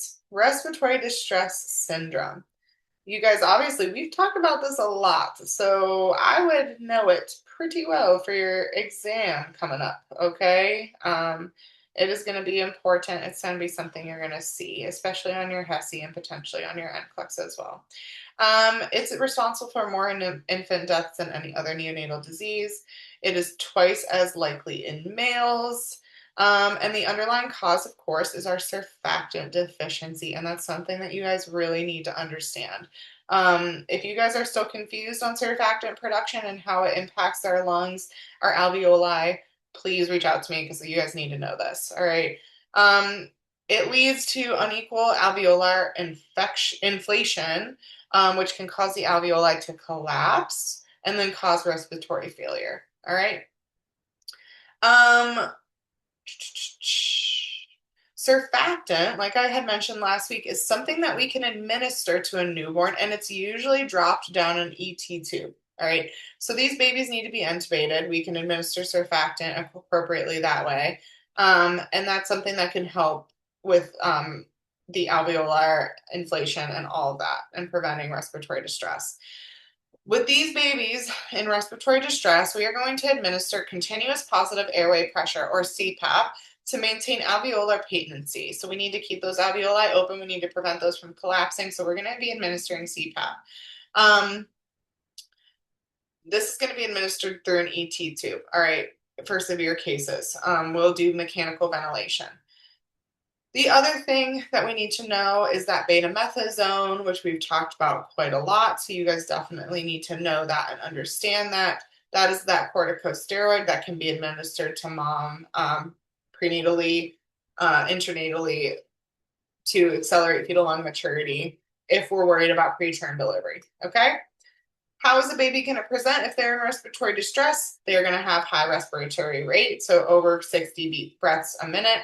We're going to see those retractions, so those intercostal, subcostal, and sternal retractions. We're going to hear crackles when we listen to the lungs on auscultation. We might hear a grunt, and then we might see nasal flaring or cyanosis. Okay, we need to hook these babies up to an oxygen, to an O2 reader, preferably one that gives you an actual pleth waveform. Okay. There's some at the bedside that nurses will use that are just like a portable pulse ox. And in my professional opinion and in my professional experience, these are not as accurate because you can't see a waveform. Okay. If you can't see a waveform, you don't know if that reading is accurate or not. And whenever we're worried about respiratory distress and we're initiating NRP, neonatal resuscitation, we need to see a waveform. Okay. So get that baby up to the nursery, put them on the big monitor so you can get an actual pleth. All right. Obviously, if we're having respiratory distress, there's going to be associated complications. All right. They're at a risk for these other things going on if we are in a sustained respiratory distress and we're working really hard to breathe. All right. So, as the bedside nurse and as the delivering nurse, we need to implement our respiratory NRP quickly to prevent any of these other things from happening. So the biggest one that we'll talk about is a pneumothorax. You guys should be aware of what this is from your med surg classes and from your other nursing classes. All right, it's the exact same with an infant. This is when our air is leaking into the pleural space, resulting from trauma during mechanical ventilation. We're going to all of a sudden see deterioration, diminished breath sounds, and then the baby is going to be extremely unstable. We're going to do that needle decompression or chest tube insertion. So it's the same type of treatment that we would potentially implement on an adult, just in an infant, which is extremely intimidating. And this is how we're going to manage that. Meconium aspiration syndrome is a big one, and I believe later in this PowerPoint we're going to actually have it's going to get its own slide. This is whenever babies are going to swallow and aspirate a lot of that meconium stained amniotic fluid. The key sign and symptom with this one compared to anything else would be tachypnea. Okay. This can lead to increased pressure in our lungs, pulmonary hypertension. And then, so for these babies, we're going to need to probably tube them and support ventilation and administer surfactant. All right. Because they're going to have to work a lot harder to breathe if they have that really thick meconium blocking up and gunking up their lungs. Bronchopulmonary dysplasia, or BPD, is a chronic lung disease which results from prolonged medical ventilation and oxygen therapy. It's defined as oxygen dependence beyond 28 days of life, and it can lead to long-term pulmonary complications and development concerns. Anytime you have a baby that is on a ventilator, we need to start having that conversation with moms and dads about developmental delay, about that increased oxygenation and how that can affect our cognitive development, okay? Especially with parents of babies that are premature, all right? This is something that we can talk to parents about, give them kind of an overlook, but unfortunately, every baby is different, so we can't say for sure, okay, yeah, your baby's going to present with this and this and this at this age and this age and this age. It's kind of one of those things of, hey, they're at an increased risk. Here's what you can do. Here's what we'll look for. All right. And then the apnea of prematurity is that cessation of breathing for greater than 20 seconds or shorter pause with a bradycardia, and their oxygen level is going to drop. We treat this with caffeine, all right, because it's a neurostimulant. So if babies are having that bradycardia and they're having those like prolonged apneic periods, we can administer caffeine. The side effects, right? They can present with like that, like withdrawal type stuff. They're going to have tachycardia, irritability, and then like they might have some increased urine output, right? So definitely whenever we're talking about apnea prematurity for the purpose of the exam, I would know that it can be treated with daily caffeine citrate and then understand what those side effects of that would be. Other things that we see with prematurity, I'm not going to go through all of these. I'm only going to talk a little bit more in depth about necrotizing enterocolitis. The other stuff has been literally just drilled into your guys' brains, okay? So with prematurity, obviously, we're going to see signs and symptoms. We have to watch out for sepsis. Cold stress is a huge thing. Hypoglycemia. I will talk a little bit more about this retinopathy of prematurity. This is whenever we have increased amounts of oxygen levels because we are helping and assisting with ventilation, we can see that affect newborns' eyes because it's going to put increased pressure on the retinas. All right. So we need to keep this in mind too. If this baby is going to be on a vent for a while, this is something we need to try and reduce. So we're going to give them inhaled nitric oxide. It's a vasodilator. It's going to reduce the pressure and that constriction in the vessels and reduce the pressure on the retinas. And then if it's very severe and we're worried about this, we're going to administer ECMO. Okay. And then obviously after this baby, these kiddos are going to have extensive monitoring from a lot of different specialists for probably the first couple of years of their life. But one thing they're going to need screened pretty extensively is from an ophthalmologist. Okay, they're going to need to see the eye doctor. And then finally, that necrotizing enterocolitis, which we have talked about a little bit.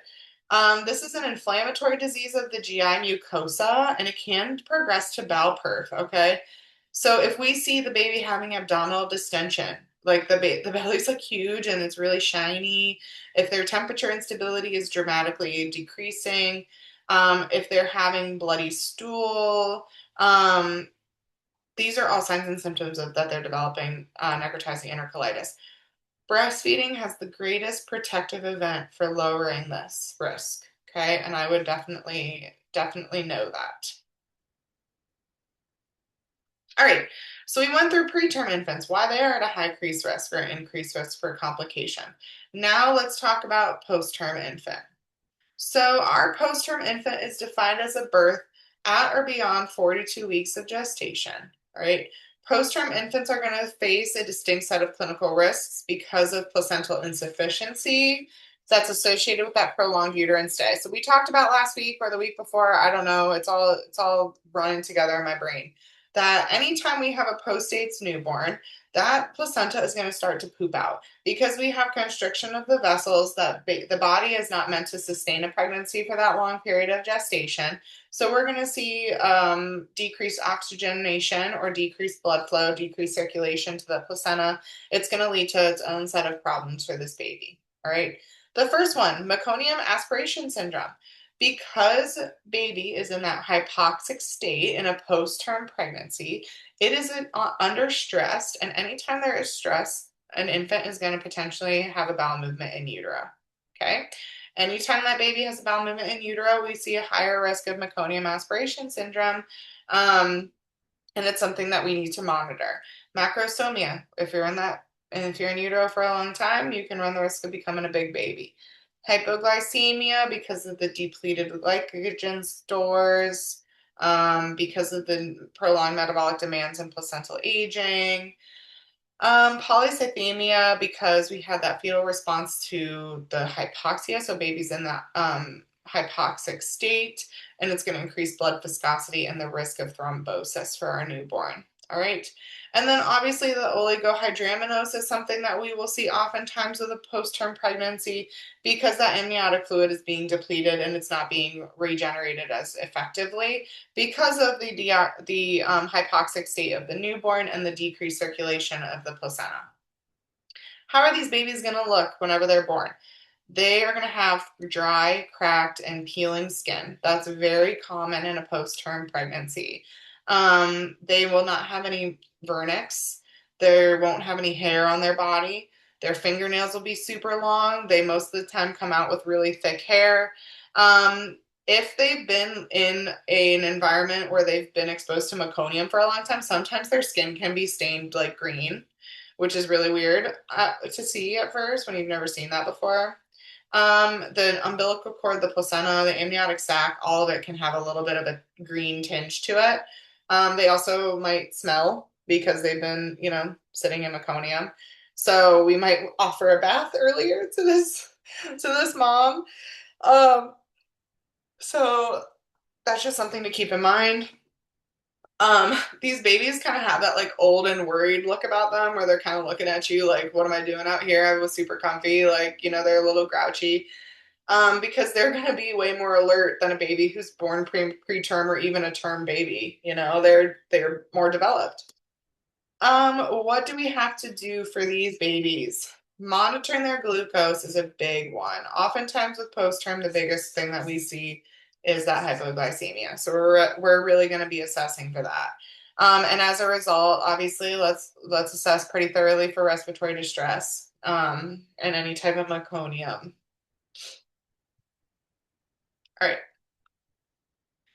Care of the high risk newborn. All right. So, all of the babies that we have talked about so far are considered high risk preterm, post-term, babies with congenital anomalies, babies that have birth injuries, babies with cognitive developmental delays. All right. All of this needs to be taken into effect.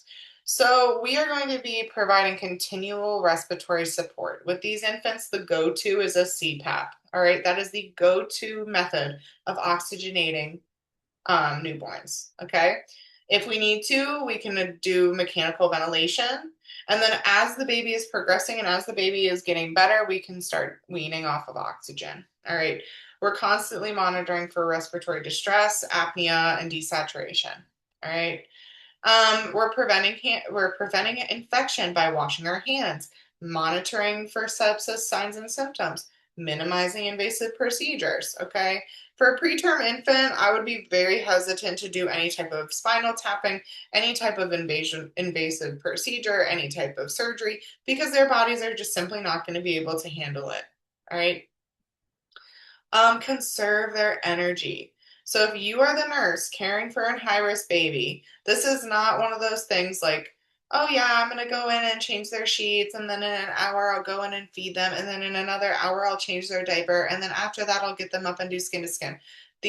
We need to really cluster care for these babies, okay? Because we're trying to minimize external stimuli. We don't want to be messing with them too much. So you need to do all of your care all at the same time to minimize how much stimulation these infants are receiving. All right. The more sleep that these babies get, the better. Sleep is medicine for them, because it's going to help reduce metabolic stress. So we need to give them as long of sleep windows as we possibly can. So that's why cluster care is important. We're regulating temperature, oftentimes with a preemie baby or any other baby that has some type of high risk abnormality. They're in an incubator or they're under radiant warmer 24/7. Okay. If mom and dad are available and willing, we need to encourage skin to skin kangaroo care to maintain body temperature and help promote all those great things that are associated with kangaroo care. I know some hospitals will ask volunteers to do skin to skin with preemie babies that may not have family in the hospital or if their parents are at work during the day. So sometimes they'll have volunteers do skin to skin if it's consented by the guardian. Nutrition and hydration. Most of the time, the hydration for a preemie baby or a high risk infant can look like just simply IV fluid or D10. And then they can advance to enteral feeds as tolerated. Breast milk is preferred because it reduces that risk for necrotizing enterocolitis. But, fed is best. So we need to just make sure babies are getting adequate and appropriate nutrition. And then obviously we're facilitating bonding. We're encouraging that the parents or the babies, the guardians, to be present and participate in the care of their newborn. All right, this is an extremely stressful time for mom and dad if they're with a baby who has a prolonged NICU stay. All right, these babies can be in the NICU for months. Okay, not just like a couple of days. So we need to encourage these parents to be involved. We need to encourage them to do the care if at all possible and appropriate. So that's important for this. All right, we're going to talk here quick about newborn nutrition and feeding. The high risk infant section of this PowerPoint was the most important that I wanted to talk to you guys about. Nutrition is also very important as well. So we're going to go through this. Um, Obviously, we know that whenever we're feeding our baby, it is going to be a profound social and psychological interaction between moms and babies. All right. Anytime you're feeding an infant, that is going to promote bonding. It's going to give moms uninterrupted time to spend with their child. And we're going to talk about it in a little bit more detail here. So, human milk, as we know, breast milk, we talk about the importance of breast milk, contains immunoglobulins, anti-infective agents, growth factors, all of those great things, and essential fatty acids. This is They're components to human breast milk that no formula, no matter how organic, how wherever you get it from, it is, can fully replicate.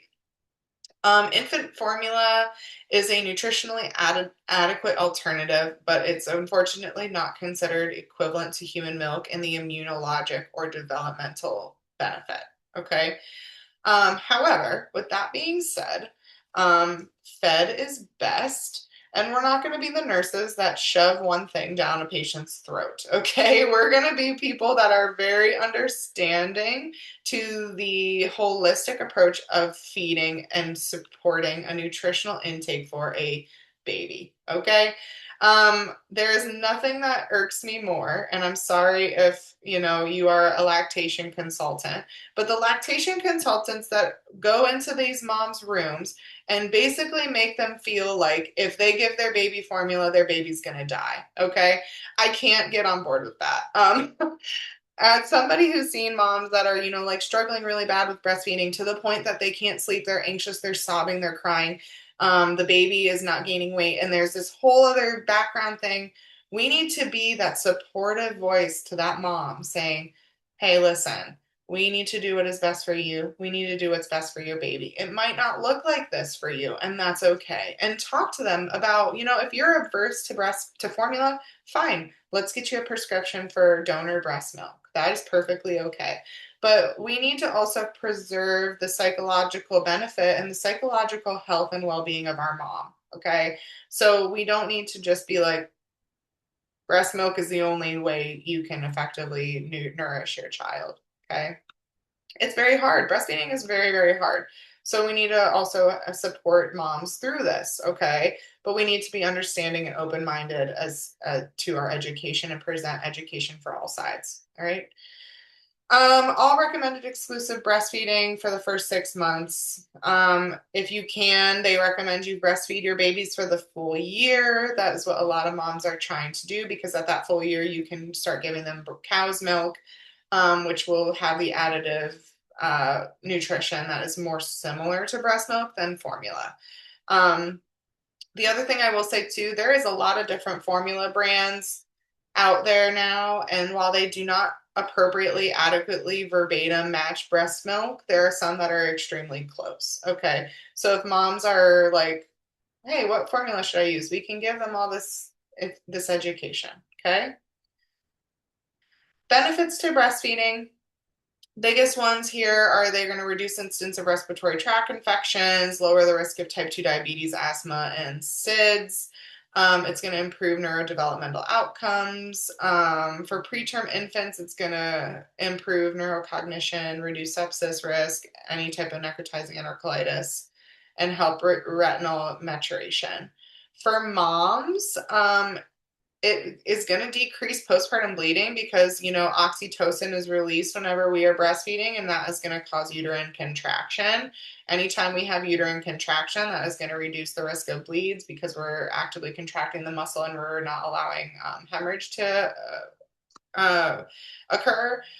It also has scientifically proven to reduce the risk of ovarian and breast cancers, type 2 diabetes, as well as hypertension and cardiovascular disease.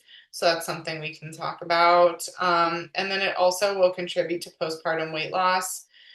The rapidity of postpartum weight loss is a myth, honestly. Some moms will breastfeed and they'll lose a lot of their pregnancy weight pretty quickly, and then some moms will breastfeed for a full year and not lose a single pound. Okay, so I personally, I'll have to look up more evidence on that, but now I'm pretty sure they're saying that it's not foolproof. Like, okay, if you breastfeed, you're going to lose weight really quickly. And then unique bonding experience with the infant. Obviously, if you're breastfeeding your baby, it is a completely different experience than if you're bottle feeding and formula feeding your baby. With breastfeeding, that's a very intimate thing. It is going to increase bonding. It should release that oxytocin love hormone as you're feeding. Okay. And then obviously it's a little more convenient. You don't have to go out to the store. You don't have to go constantly worry about how much formula you have in the house. And it's less expensive. Breast milk is free, right? But like I said, it's free, but you also have to think of the sacrifice that the mom is making, because if a baby wants to eat every 2 hours at night, she's the only one that's able to feed that infant. She's the only one that is providing nutrition for that baby.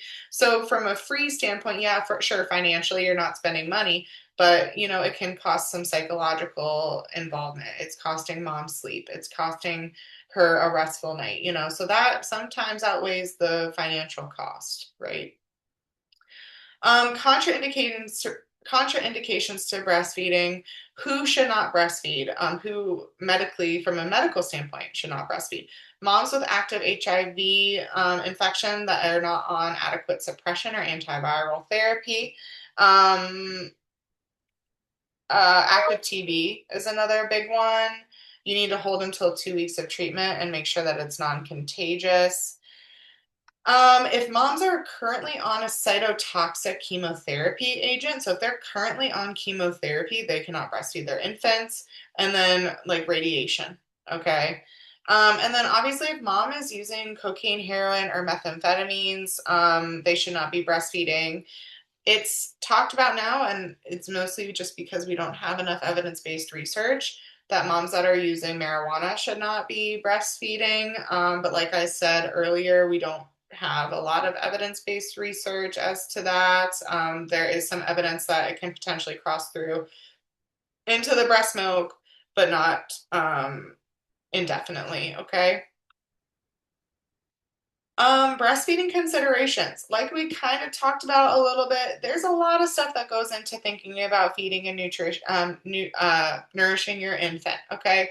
The decision to breastfeed or bottle feed is very personal and it's influenced by a lot of different things. Okay.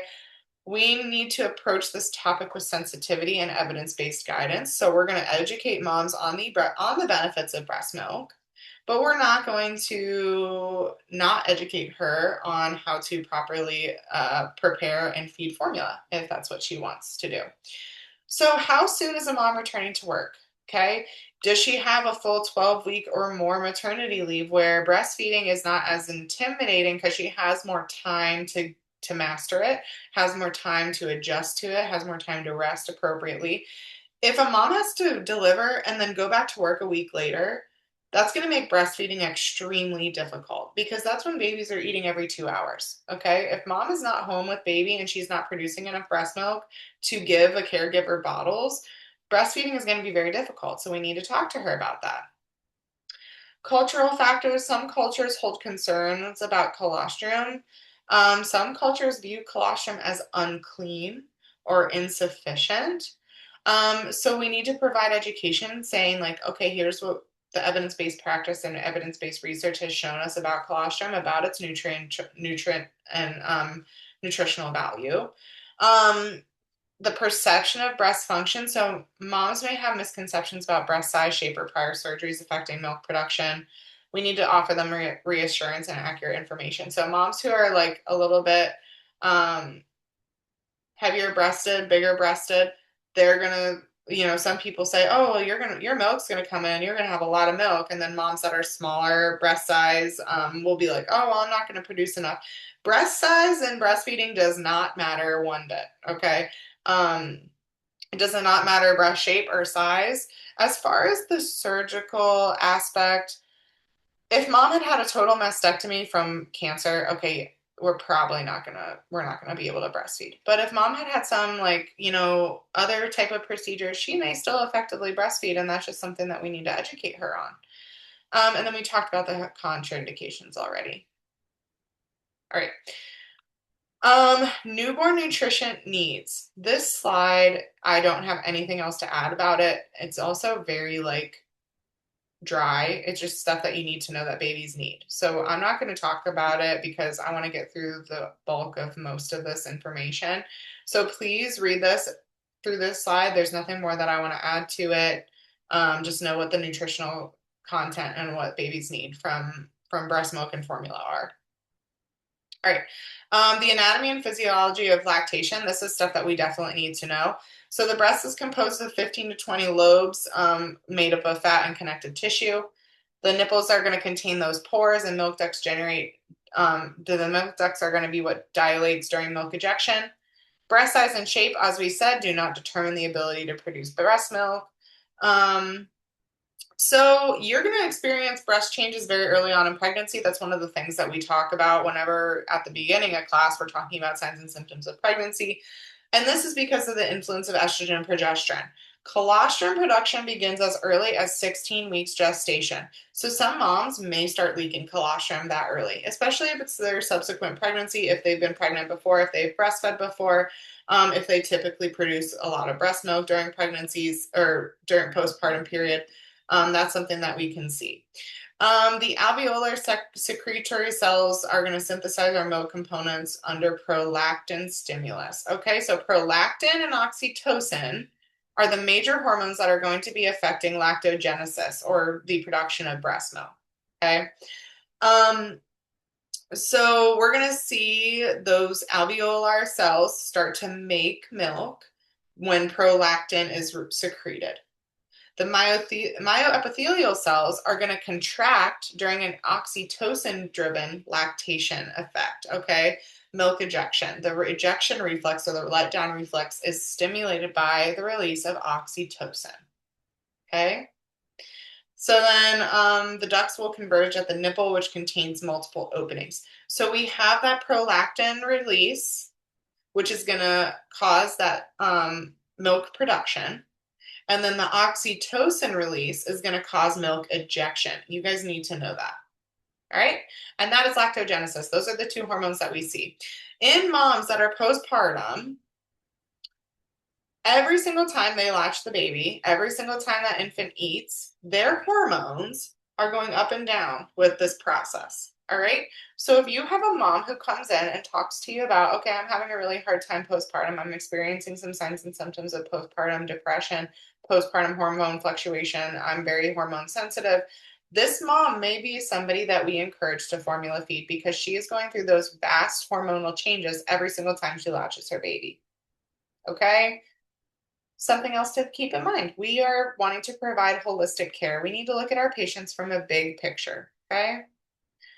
So here we go. This is how milk production begins. This is lactogenesis. We have that drop in progesterone after delivery of the placenta.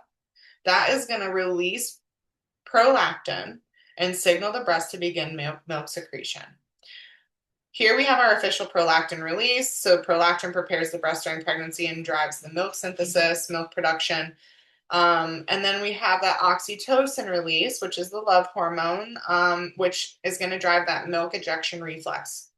It reduces the postpartum hemorrhage, may cause uterine cramping during feeds.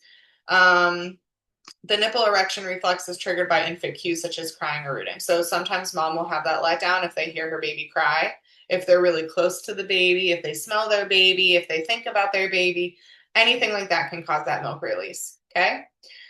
So this is the process. You guys need to be familiar with this and understand what the hormone involvement is with lactation, okay?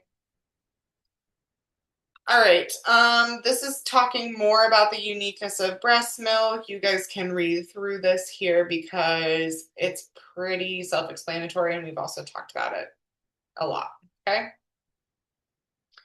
Every feeding matters. Human milk is irreplaceable, not just for nutrition, but for immunity, neurodevelopment, and lifelong health of both mom and baby. We need to help as the bedside nurse initiate feeding early on because that's also going to promote temperature regulation, metabolic stabilization. So we're not worried about our blood sugar increasing or decreasing, all that good stuff. Okay. How do we initiate breastfeeding? Here are the 10 steps to successful breastfeeding over here. It should begin within the first hour after birth. If mom is hemorrhaging or if baby's blood sugar is unstable, we may initiate it sooner than that to help stimulate uterine contraction and also help increase baby's blood sugar.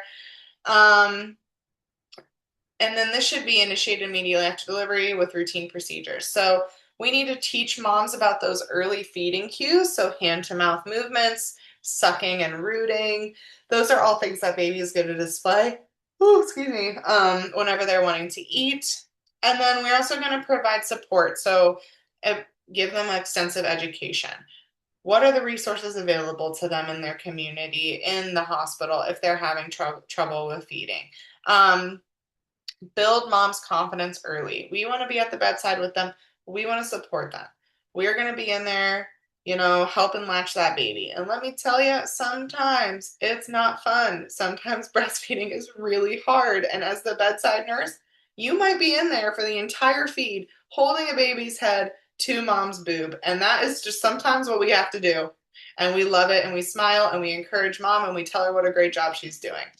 All right.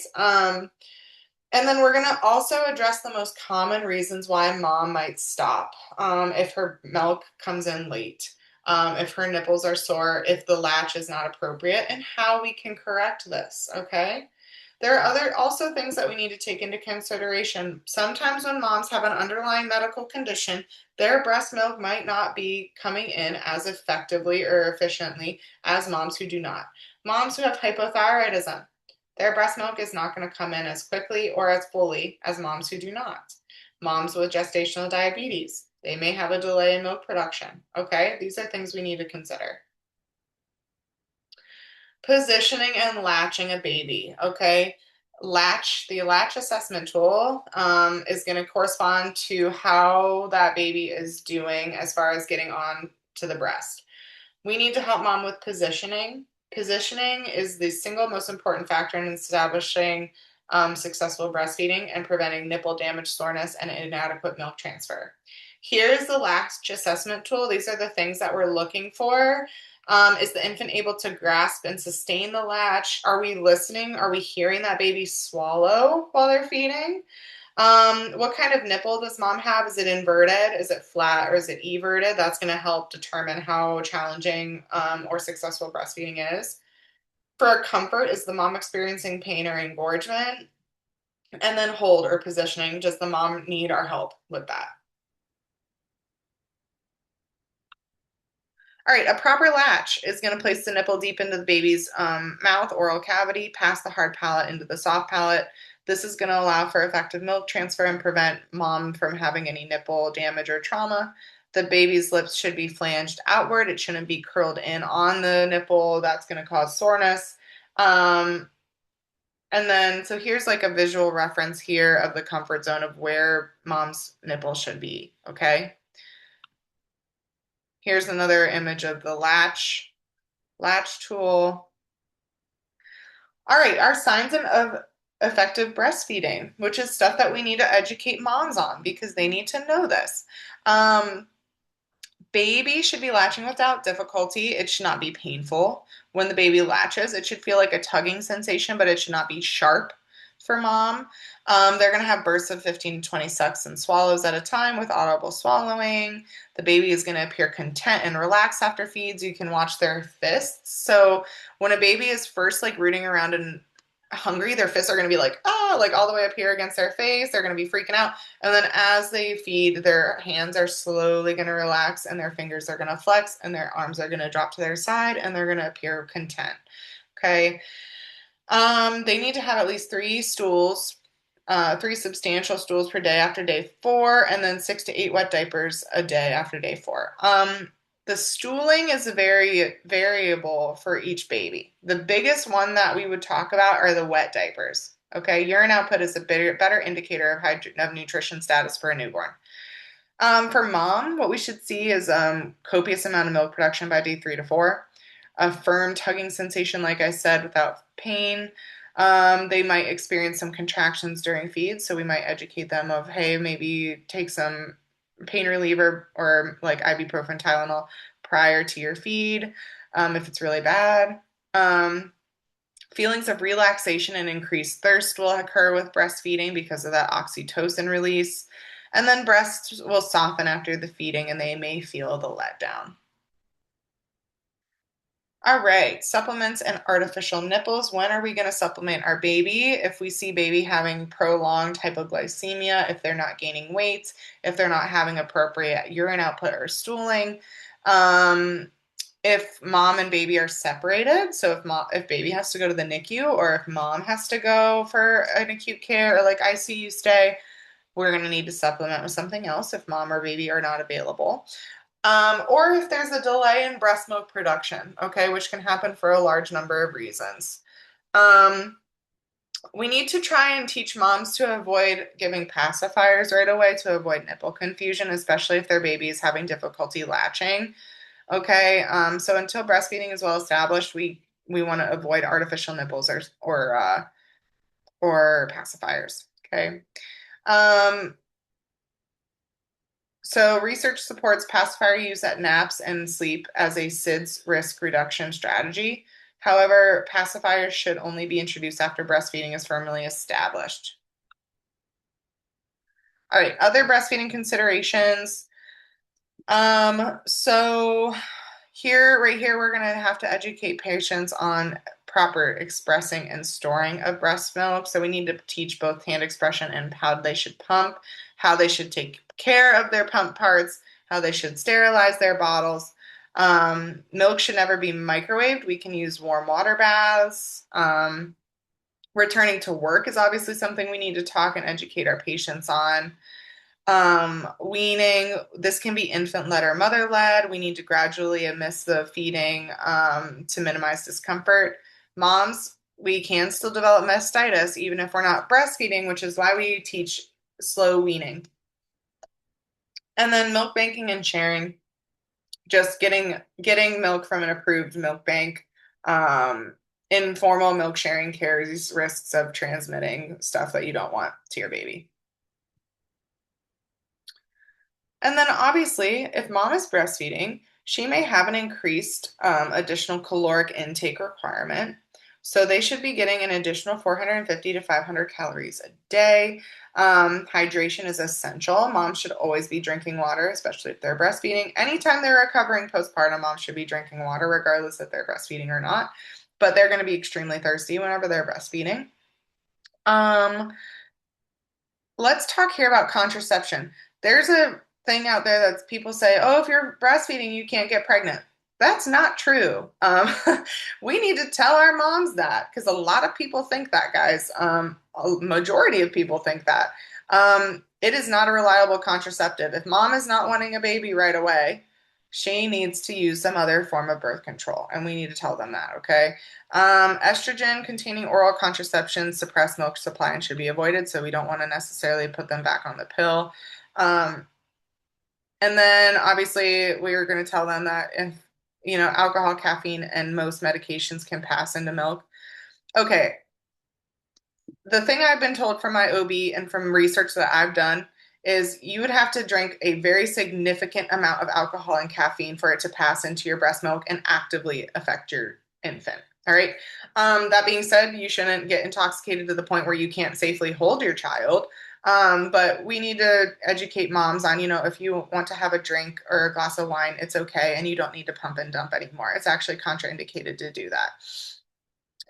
Maternal antibiotics can cause oral thrush in the infant, so that's something we need to be aware of. And then here, you guys, we're running out of time. So these breastfeeding complications, these are pretty straightforward. You just need to know what they are, okay? And how we treat them. Most of the time, we're treating them by continuing to breastfeed on the affected side and potentially administering oral antibiotics, okay? The biggest one I want you guys to know for the purpose of exam 3 is mastitis, all right? Signs and symptoms of mastitis. It's going to present in mom like she has the flu, okay? And we need to tell mom that she's still going to need to breastfeed on that affected side. And then antibiotics are probably going to be needed. And here we're going to go talk through, this is about formula feeding. It mainly talks about the importance of ensuring that the formula is iron fortified. And then always talking about paced feeding and how much the baby should be getting. So this here goes through the feeding volume and schedule. All right, we did it. Let me stop my share here. This was a lot of information, guys, this week. If your brains are reeling, it's okay. Just take the day. Don't look at your stuff right now. Go do something enjoyable for yourself. You guys did awesome. If you have questions about the homework, if you want to set up times to meet with me, please send me a message. I try to get back to you guys as soon as possible. And then, Lacey, I'll take a peek at your NCLEX submission. And then if anybody else has questions about the NCLEX assignment, please reach out. But if you guys don't have anything else, that's more than enough for hearing from me today. I'm going to stop my recording and you